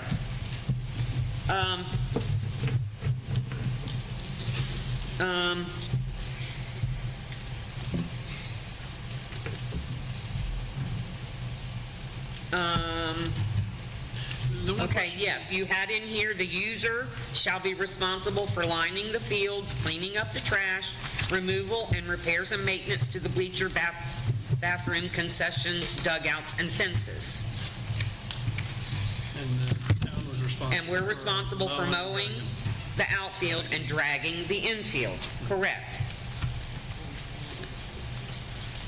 Now, one of the things that you struck out that I put in is that y'all would, and this may come from y'all, not the donors, is that y'all would include the town in the release that you have your participant sign.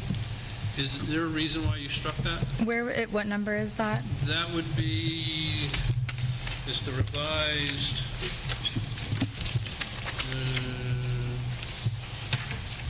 it's under paragraph 12, I think, no. 7. 7? 7? On the mutual yes, one, if you go to Yes, 7, I'm 7 sorry. and flip to the next Which page, one is it's it? right here in red. 7, the last paragraph, I just said, user shall include town in any release the user requires the participants in the event to execute. Is that a Little League reason to say no?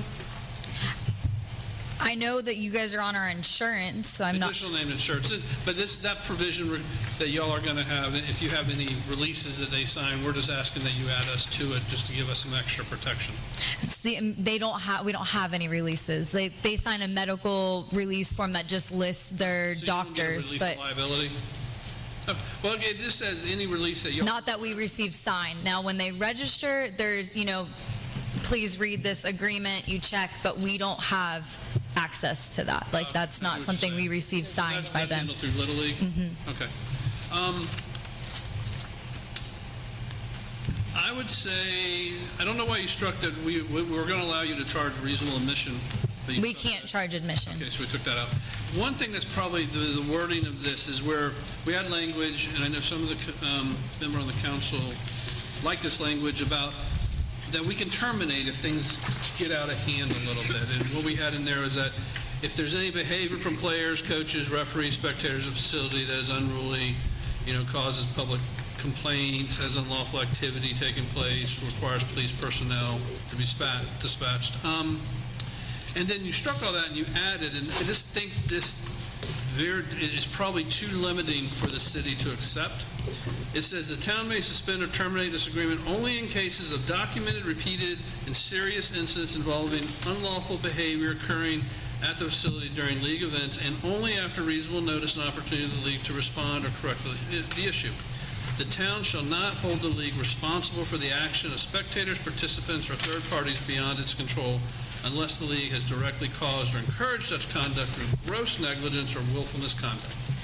So I think maybe we can work, our worry is stuff happens all the time in baseball and softball and sports. We're worried that, okay, yes, there's probably going to be some fights here and there, not, arguments, I should say, that could hold us responsible for this to be terminated. Think of it this way. And I don't have a problem with that in there, the notice part that you give notice and reasonable opportunity to cure. But it's your event. And if your event is causing the fights, the ruckus, you need to be responsible for those people, whether it's the parents, and I know parents can be... No, definitely. We shut it, we handle it. We're just worried that if it happens, is that going to hold us? Yes. Right, so that does happen. Because it's your event. You're responsible for the participants of that event. Now, I'm sure that we can put language in here to work with you, but if ultimately you cannot control the participants, the spectators, then the event has to stop. No, yes, I mean, right. The event, that's what yes. we're saying is... That's why we have umpires, we have people there to maintain that. So we took it as it could cancel the whole agreement of... Yes. So, yes, that's the point. Right. It could cancel, not the event, not that particular game, but ultimately, if you can't control your whether it's the parents, the spectators, if it's out of control, and I have a problem giving you notice, saying, look, guys, this is out of control. The city tell you, look, this is out of control. But if these events start causing problems and we have brawls out there, it becomes a disturbance, yes, we can cancel the contract. And it shouldn't be based on just your gross negligence or willful misconduct. You may do all you can do to control them within reason. But if the participants' parents, I've seen parents, I know how these parents act. And, sometimes you just got to, they take the fun out of the game. Hate to say it, but sometimes Yes, we know. But at some point, if it gets to a point, the city needs to have, or the town needs to have the ability to say, we can't have this anymore. Doesn't mean that there won't be baseball played there, but it may not be those people. Right, I think we just wanted to know that, like, we have something to work with, that we're aware that, okay, the town now feels like this is a problem. But the other language that it's, documented, repeated, and serious, that's tying our hand, unlawful behavior, and then only if you're engaged in gross negligence or willful misconduct, and we can't hold you liable for the actions of the spectators, participants, third parties. It's your event. And so I don't have a problem adding some notice and giving you an opportunity to cure before we do this. No, the original verbiage needs to stand. Your original verbiage. We need to be able to say, look, this just isn't This ain't working. And it may not be y'all, maybe someone else running this little league. This ain't working. The people out here are out of control. If the parents bring beer, and you say, look, guys, you can't have beer, but they still have beer there. The parents keep bringing beer, say, all right, guys, you can't come here anymore. I mean, we can't only exercise that authority if you're grossly negligent or willfully negligent. No, if you do everything you can, but you can't control the parents, then the only option left for the city is this event doesn't occur. And maybe we, at that point, okay, the northwest, northeast, whatever, the Little League isn't going to be doing it. Maybe we do then contract with another organization that can control the parents. But we got to retain that kind of authority, in my opinion. Absolutely. That verbiage needs to remain, Scott. And I think just go ahead. Okay, then the user will, we had in there that the user will build and shall be responsible for the cost of any additional cleaning and repairs that are required due to the usage of the facility. I thought, that you agreed that you were going to work to maintain and clean it. So we're just saying, look, if you guys don't clean it and we got to go out there and clean it, you propose to strike that. The town is not responsible for and to destruct any damage which may arise from the acts or nature of the events which render the facility unable to be used or as desired. If a hurricane comes through, which obviously they do, if it destroys, the city's got to have, the town's got to have the ability to say, we don't have the funds to rebuild this facility. We just want to make sure that we're not held responsible for rebuilding. No, it just says the town shall not be responsible for it. Doesn't say anything about your obligation. So just nobody's responsible unless... It says the town shall not be responsible for, and you took out any damage that might arise from an act of nature which renders the facility unable to be used as desired. Well, we can't be, we're not responsible for that, but y'all struck through that. If a tornado comes along and rips the concession stand down, and all the fence up. And all the fence up, we can't. And all the lights. We can't be responsible for that. I'm sure the town would do the best they can, but But we wouldn't be also responsible for fixing. You're not right. If a tornado blows the concession stand down, that's beyond your control, our control. Right. Everybody. We just wanted to make sure that's not eliminating you and putting it on us. No, that's not it. That needs to stay.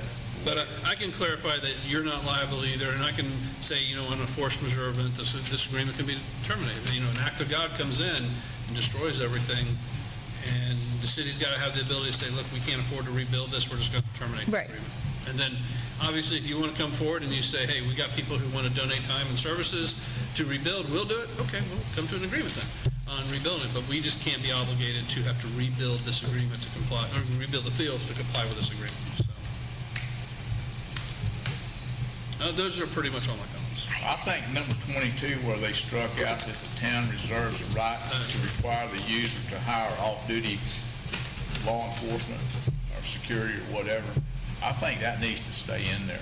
I mean, Yes. if you guys are having these, let's say you have these problems with a lot of fights more than you think, and people getting up there and getting drunk and all that, I think the town ought to have the right to say, it's your problem, y'all need to handle it. If you need to hire an off-duty deputy to come up there and help you out with these issues, then you need to do it. And we can say, you need to do that.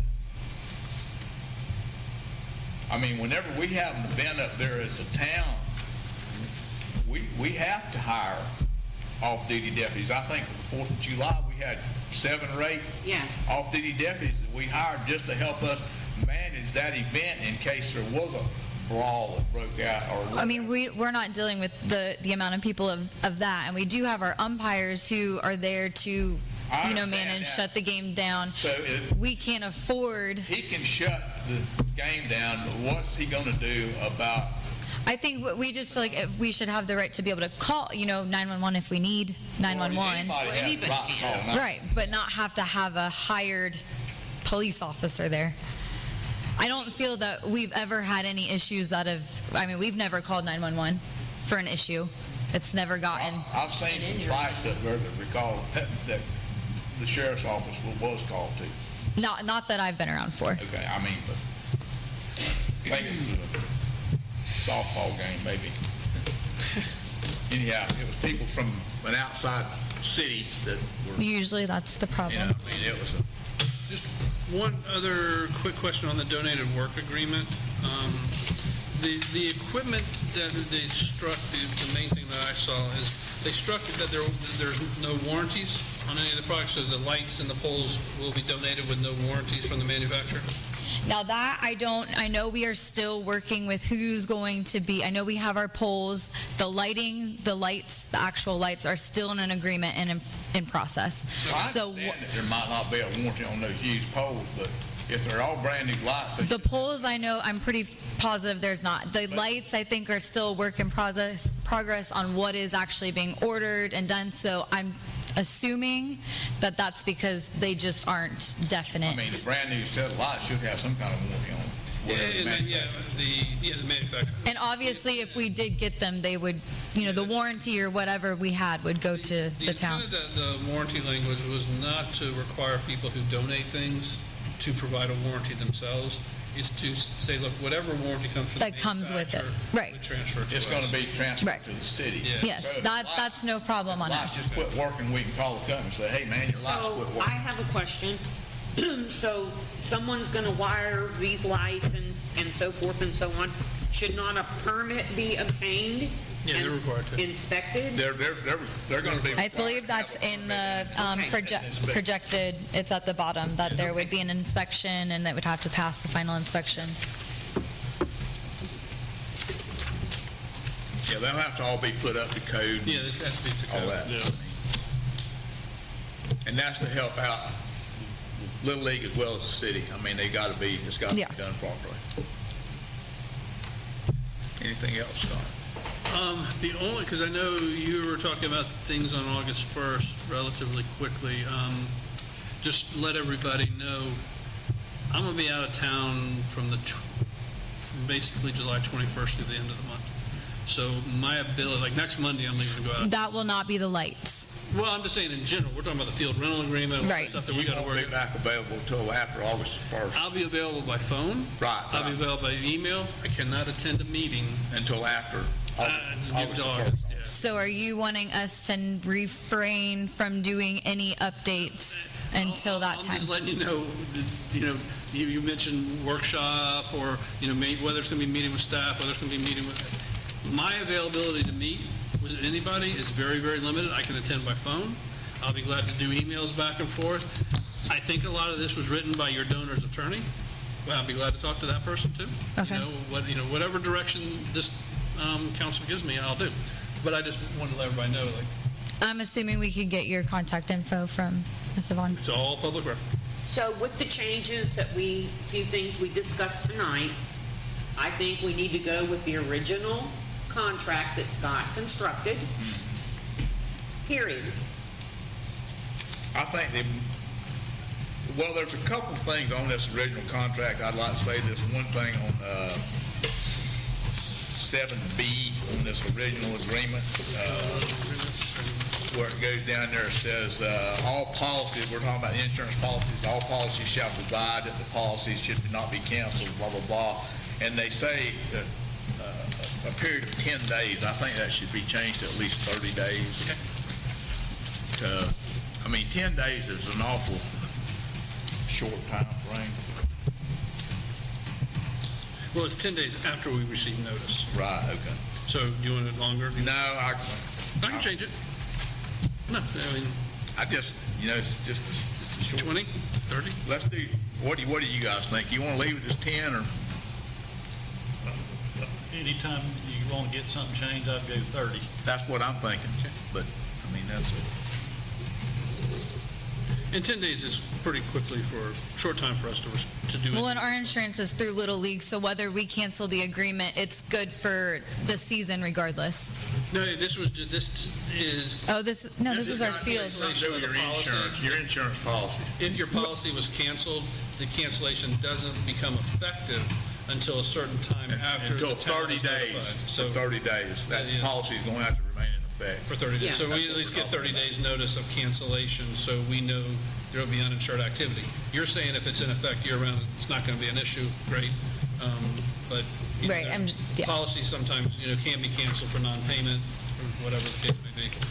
And so we just need 30 days notice before the cancellation becomes effective. It goes through Little League, so it's... Right. Regardless of what happens, though, I think on this original agreement here, I think this item number 22 about the town reserves the right to require you guys to hire an off-duty law enforcement officer. I think that needs to remain in there just in case things are going squirrely. If things get out of hand. Yeah, we're not going to, if everything's running smooth, we're not going to ask you guys to pay all this money to have a deputy up there. But I think there again, I think a little common sense is going to have to go a long way with this. Exactly. I actually think it's a benefit because it's a step before the cancellation. We talked about things run rulely. The first step for the town to do is say, all right, guys, we're going to tell you you need to have a sheriff out there to help you control this. Because if that wasn't there, the only option for the town would be cancel the contract. So is there a way to maybe word it that there is a process on the steps to... I don't have a problem putting something like that in there, yeah. Just so we're aware, that... But I think it pretty much says it all right here. We just reserve the right to ask you guys to have a law enforcement officer up there. And the only reason we would do that is if there was some problems. We're not just all of a sudden out of the blue and everything's running smooth as it can be, go, oh, by the way, I think this week you need to hire an off-duty deputy. I think we're just trying to cover our bases like you guys are and make sure we're all on the same page. We want to have our bases covered as well. Right. We just want to be all on the same page. We want to have the prerogative, if there's starting to be some problems, that we can come to you guys and I can go, hey, Katie, y'all had all these fights last year. I think if we're to that point, we're just going to have another game, we want to see that you're going to have an off-duty deputy. Just so it gives y'all some comfort too, we are putting in our bylaws and stuff, coaches' code of conduct, parents' code of conduct, players, what we expect from everybody within the league and what the repercussions will be or. Right. That's good. So just. And I think that's wonderful, but. Because Deland Little League, they read it to everyone on day one of the season and they all sign it and that's their strike one. Yeah. When they get it read to them as strike one, when they sign it as strike two. So when it's strike three, it's like you're suspended. You're done, yeah. So you don't come back this season or for X amount of games or what have you, so. The key is enforcement. But I think we can go ahead and basically adopt this original agreement with just these few little changes. Yeah. What do you think, Bob? I think so. And I think the 5-year term, if your donors can't live with the 5-year term, then I don't know. But we don't contract with anybody for 10 years. Actually, it's kind of hard to contract beyond. Yeah, that's, pardon me? Kind of hard to contract beyond the year. Yeah. Yeah, Right. I mean, the town just doesn't do that. I mean, we're not going to pull them Like I say, if they're concerned about us shutting down the Little League, tell them to come talk to me. We will. Well, they can talk, Katie's got my number. they can come talk to me. I'll tell them the same thing. We're not going to shut the Little League down. I mean, that's about as plain as I can put it. Anything else you guys want to talk about? Just to make sure we're clear, August 1st, we can proceed with doing our little upkeeps of painting the benches. There's, a board that needs to be replaced. No, I don't think we have any issues with that. Y'all gonna go out there and start doing work on the That's facility? not a problem. Huh? You just go out there and start doing work on the facility? That would be that. You just need to do the volunteer form. Just fill out sign the volunteer form. That was the exhibit to the thing, that if anybody's doing the donated work, just go out there and. Well, it's us, like it's our board members, so you want them to as well sign the volunteer. I mean, it's not a big complicated The whole thing. league, and then just have them sign, everybody just scribble the name on it. Okay. So that everybody's on the one. So it basically says y'all are going out there, you understand you're gonna be doing work and labor, and that there's injuries that could happen. If somebody steps in a hole, it ain't our fault. Now, in that aspect of things, just so we're clear, do our coaches then for season need to sign? Covered under Little League. That comes under your rental agreement. Okay. That doesn't have anything to do with actual volunteer work when you're up there repairing the dugout or painting the bench or wherever it may be. That's when the volunteer thing comes in. We do have plans to host our evaluations on Sunday. That is for our minors and machine pitch kids. Because we have such a large group, we need to figure out where they need to go.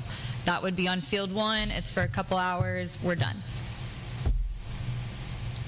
That's fine. Do it. Okay. While we're on it, I know this meeting's getting a little lengthy, but while we're on the topic of this, we need to decide what we want to do about how the participants and the spectators access that property when those ball games are going on. If we're going to be closing that gate going in on Chipper Jones Lane.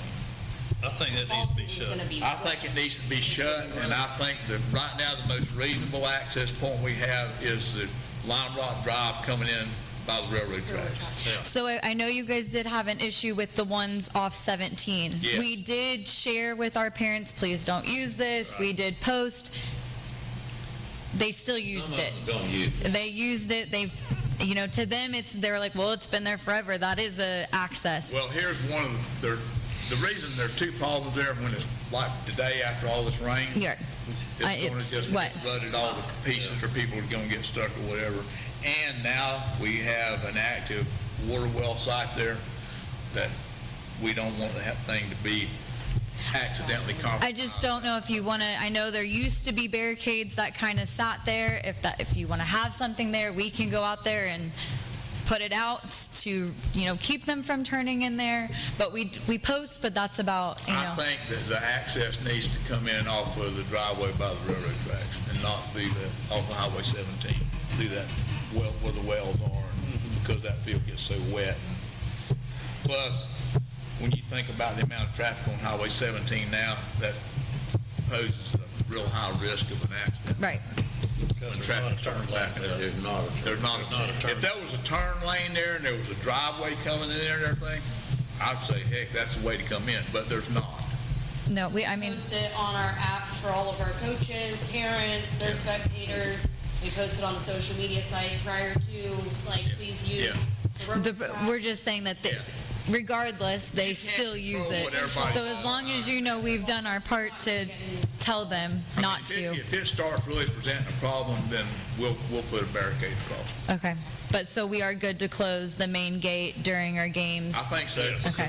It helped a lot. I don't see any child injured by We had a couple close calls this past season, and it wasn't necessarily baseball people. It was people going to the park and... What do we need to do on that gate, Jimmy, to make that thing where it's a little easier to operate? Because that thing's pretty hard to... It takes a couple of us to... I don't know. We ended up using It shouldn't cones be- though it shouldn't be instead that of. difficult. I don't know if there's something on there that's out of whack or broken or whatever. Instead of closing the gate this past season, after the first time when we realized how hard it was, we have cones, like the big, and we put those out with signs that said, please use, and not kept them. As long as you block the road off adequately and you got a sign directing to the railroad track, then I think that's adequate. It kept them from, Yeah. so. Yeah, we don't want anybody driving through there and running over a little kid or anything like that. That'd be horrible. I'll get with Louis and Chris and Dustin and see if there's something that can be done. Yeah, if we gotta maybe move some dirt where under it can move easier. We also thought maybe like the heavy duty chains, like one that you could just grab and chain off to not have to do the back and forth. I don't know if that's eventually gonna rut, but just something we've also thought about. But we do have the I cones in the think the meantime. cones are appropriate, but we'll check that gate and see if there's something that we can do with it. And if we do, I'll let Katie know. If we get it where it operates easy, I'll say, hey, don't do the cones, you can close the gate now or whatever. Works Anything best. else? Well, we're nearing the end of the meeting. Is there anybody in the audience that has anything that they would like to bring before the council? Any comments or anything? Thank you. Thank you. I've lost my agenda. What the heck have I done with it?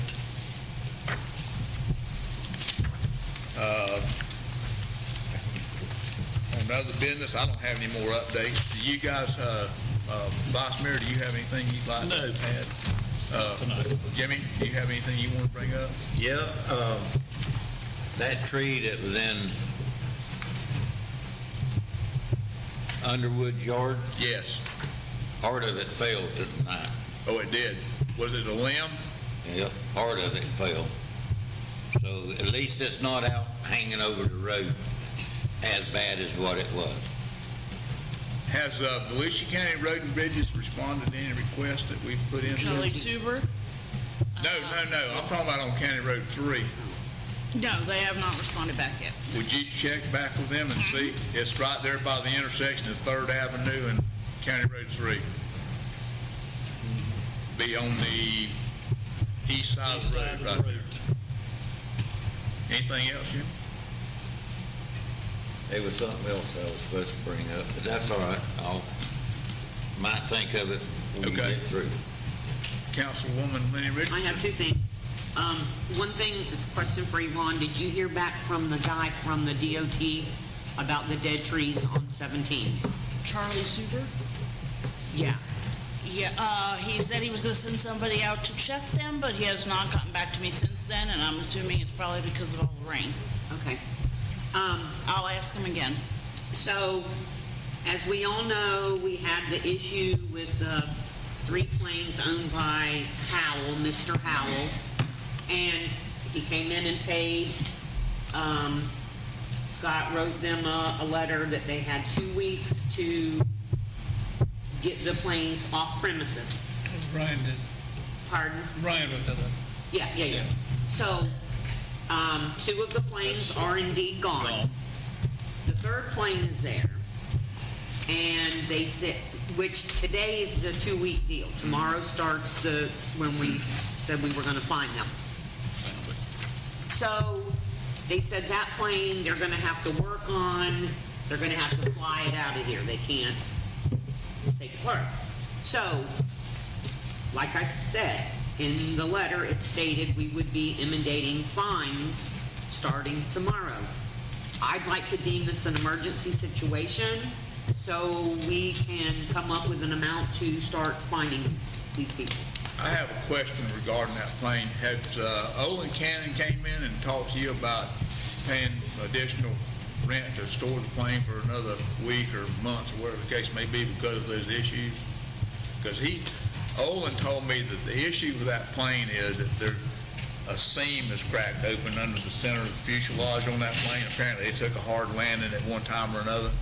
And my understanding was he was going to come in and see about paying some additional rent so we could give them another week or two to get the thing out of there. So I'll leave that's up to the council. I don't know how you want to handle it. Well, I mean, I think we need to go ahead and address it in case this doesn't materialize, because Okay. Olin doesn't own this plane, Howell's widow does, right? Right, I understand that. So can we deem this an emergency to discuss an amount, Scott? What did, I'm trying to recall what the letter said. I thought my conversation with Ryan said is that we would start charging him storage fees again. That he had 2 weeks. 2 weeks to remove it, then we would start It charging. didn't say storage, That's what I it just wasn't said sure. that fines would be imposed after 2 weeks. Okay. The fine amount could be the storage amount. I was gonna say, what is the storage amount? A tie-down fee? Yeah. It's a tie-down fee, which is what, $30-something a month or something like that? It's a little bit more than that, but I mean, it's less than 50, right? I don't know the exact number off the top of my I head. don't either. These people have cost us a lot of money. I mean, expenditures for Scott to handle I know. these issues. I'm tired of playing with them, personally.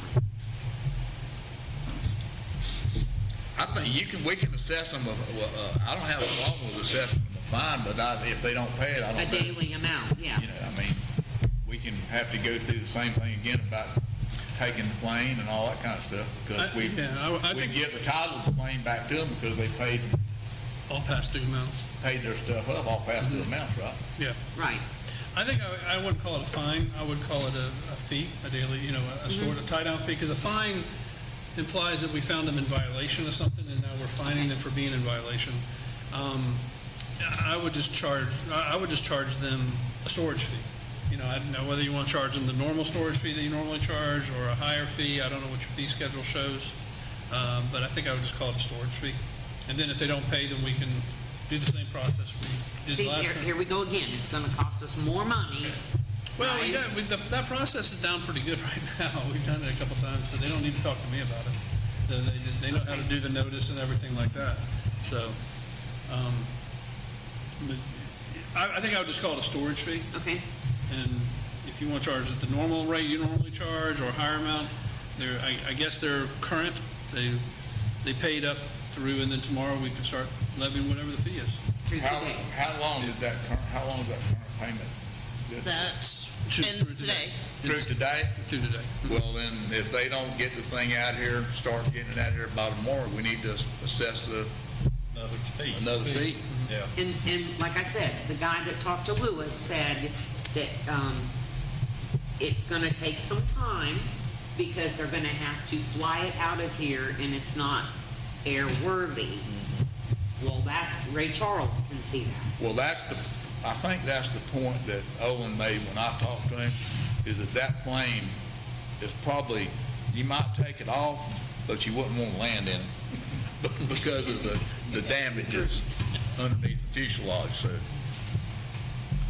I don't know what the answer to that is, except they just need to get the plane off of our airport. So, I don't know, I'm tired of the thorns on my side, yes? My question is, okay, if we apply a fee from tomorrow on, how long are you going to carry that out before it becomes an issue again that the plane's still sitting there? Like, is this fee going to just keep compiling again, or are you going to set a limit? Because per the selling of the planes back, if I'm not correct, it said that by today, they needed to be gone. So they're starting all over again.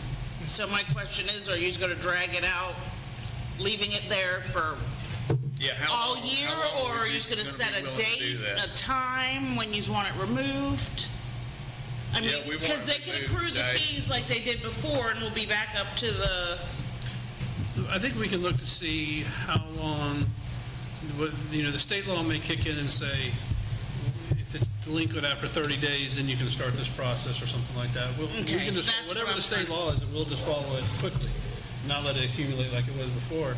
Just say, you're beyond 30 days on that 31st day, we're posting it, we're sending the notice out, and we're going to go that route. I'd like to see us charge them $20 a day.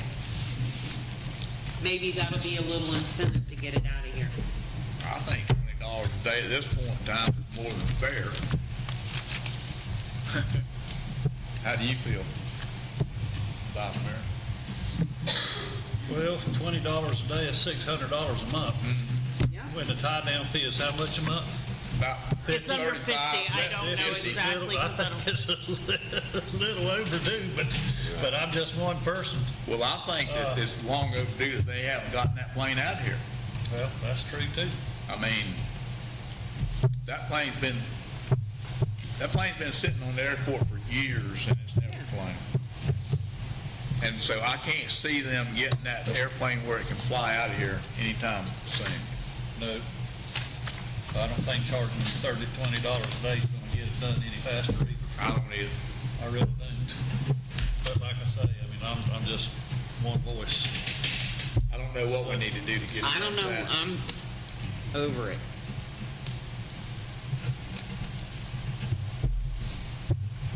Fine them twice, two times the tie-down fee. Daily? Monthly. Yeah, double the. Double I mean, or that's- triple it. I just threw that out. I mean, it's up to all of us, not just me.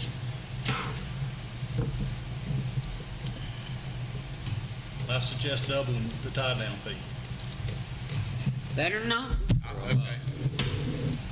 Pardon me? Per month. Yeah, per month. Yeah. Yeah. While it's there. So if the tie-down fee's 40, it's gonna go to $80 a month until they get it out of there. Yeah. And there again, if they don't pay the tie-down fees, we're gonna just take the airplane. Right. And I think, like Scott said, our staff knows how to do that at this point in time, right? They've been through it. Yeah. Okay. Anything else? No, that's all. Thank you. Scott, do you have anything else? No comments, I talked way too much for that. I'll be here this Thursday, 9 o'clock. What's People that talk date? about their land use What's that zone. date? Today's 17. 15th. Yeah, 17th, okay. Yeah. That's from 9 to 11:30? Yep, For Bloody Marys. I wish. Is there anybody in the audience that has anything? Mr. Pulley? Lester Pulley, 363 North Pine Street. The county traffic safety team meeting this month was canceled. Briefing there. I talked to the pastor and the chairman of the board of the Methodist Church, and they are interested in participating in the town's Christmas celebration. So next time, that's on the agenda. They'd like to be. Awesome. Thank you. Anybody else? Yeah, I got one more thing, Gray. Okay. When the boys is burning down there at the dump, where's your agenda? The new dump. The new dump, even though we got that backhoe down there, sometimes it will crank and sometimes it don't. They're to leave that green tractor down there until that place is burnt.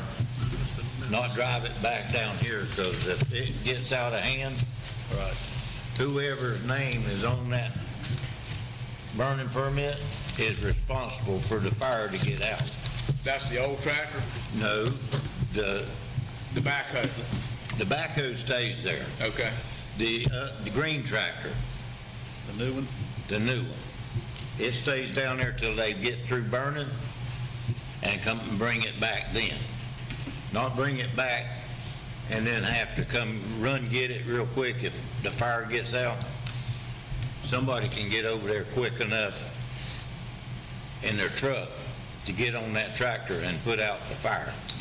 Aren't those fires required to be You require done by two, dark or whatever it is? Yeah. You know? Yeah. two machines to burn. But what I'm saying is those fires are supposed to be extinguished by a certain You time. cannot put out them fires. Yeah. We don't have a fire truck or something like that to put out a fire. Yeah, once it gets But burned. once it gets to burning, you got to leave it alone. I until understand it's that, but burned. how long does it take to burn up that pile of that wood? All day, right? But, It takes all day and that night, most of the time. okay. So, but you got to leave the tractors there until the fire is under control. Then you can bring that tractor and go use it. But one of them's got to go down there, to take care of the fire anyway. Right. It used to be always two of us when we burnt. But Lewis said that somebody changed that, that it's just one. I don't know. That's true. That's true. One. Last Wow. year, right, one piece of equipment, that's what they told us. Now it's one piece of equipment is all you got to have. I mean, it used to be, you had to have two pieces of equipment all the time. But you can't depend on that Oh, I know. backhoe. If you pull up there It may and it rain, quits may right not. there in the fire, Yeah. then that one's a piece of history. So if you got another one there, you can hook to it and pull it out of the way. That's why I say you need to leave it there till the fire's out, and then you can bring it back to the barn. Okay. Okay, that's the only other thing I had. All right, I've already asked the audience, so we're down to the end here. I need to make a couple announcements. The next regular council meeting is going to be on Tuesday, August the 5th, 2025 at 6:30 p.m. And on Tuesday, August the 19th at 6:30 p.m. Be a planning commission meeting on August the 26th at 6 p.m. Ma'am? I crossed it out, it's gonna be July 22nd, right, Mark? Oh, the planning meeting? July the 20th, okay, because on this one it says August the 26th. July the 22nd at It's Tuesday. 6 p.m., that's a Tuesday. 7/22 at 6, that's a Tuesday, okay. Nobody has anything else? Being no further business, this meeting is adjourned. Okay.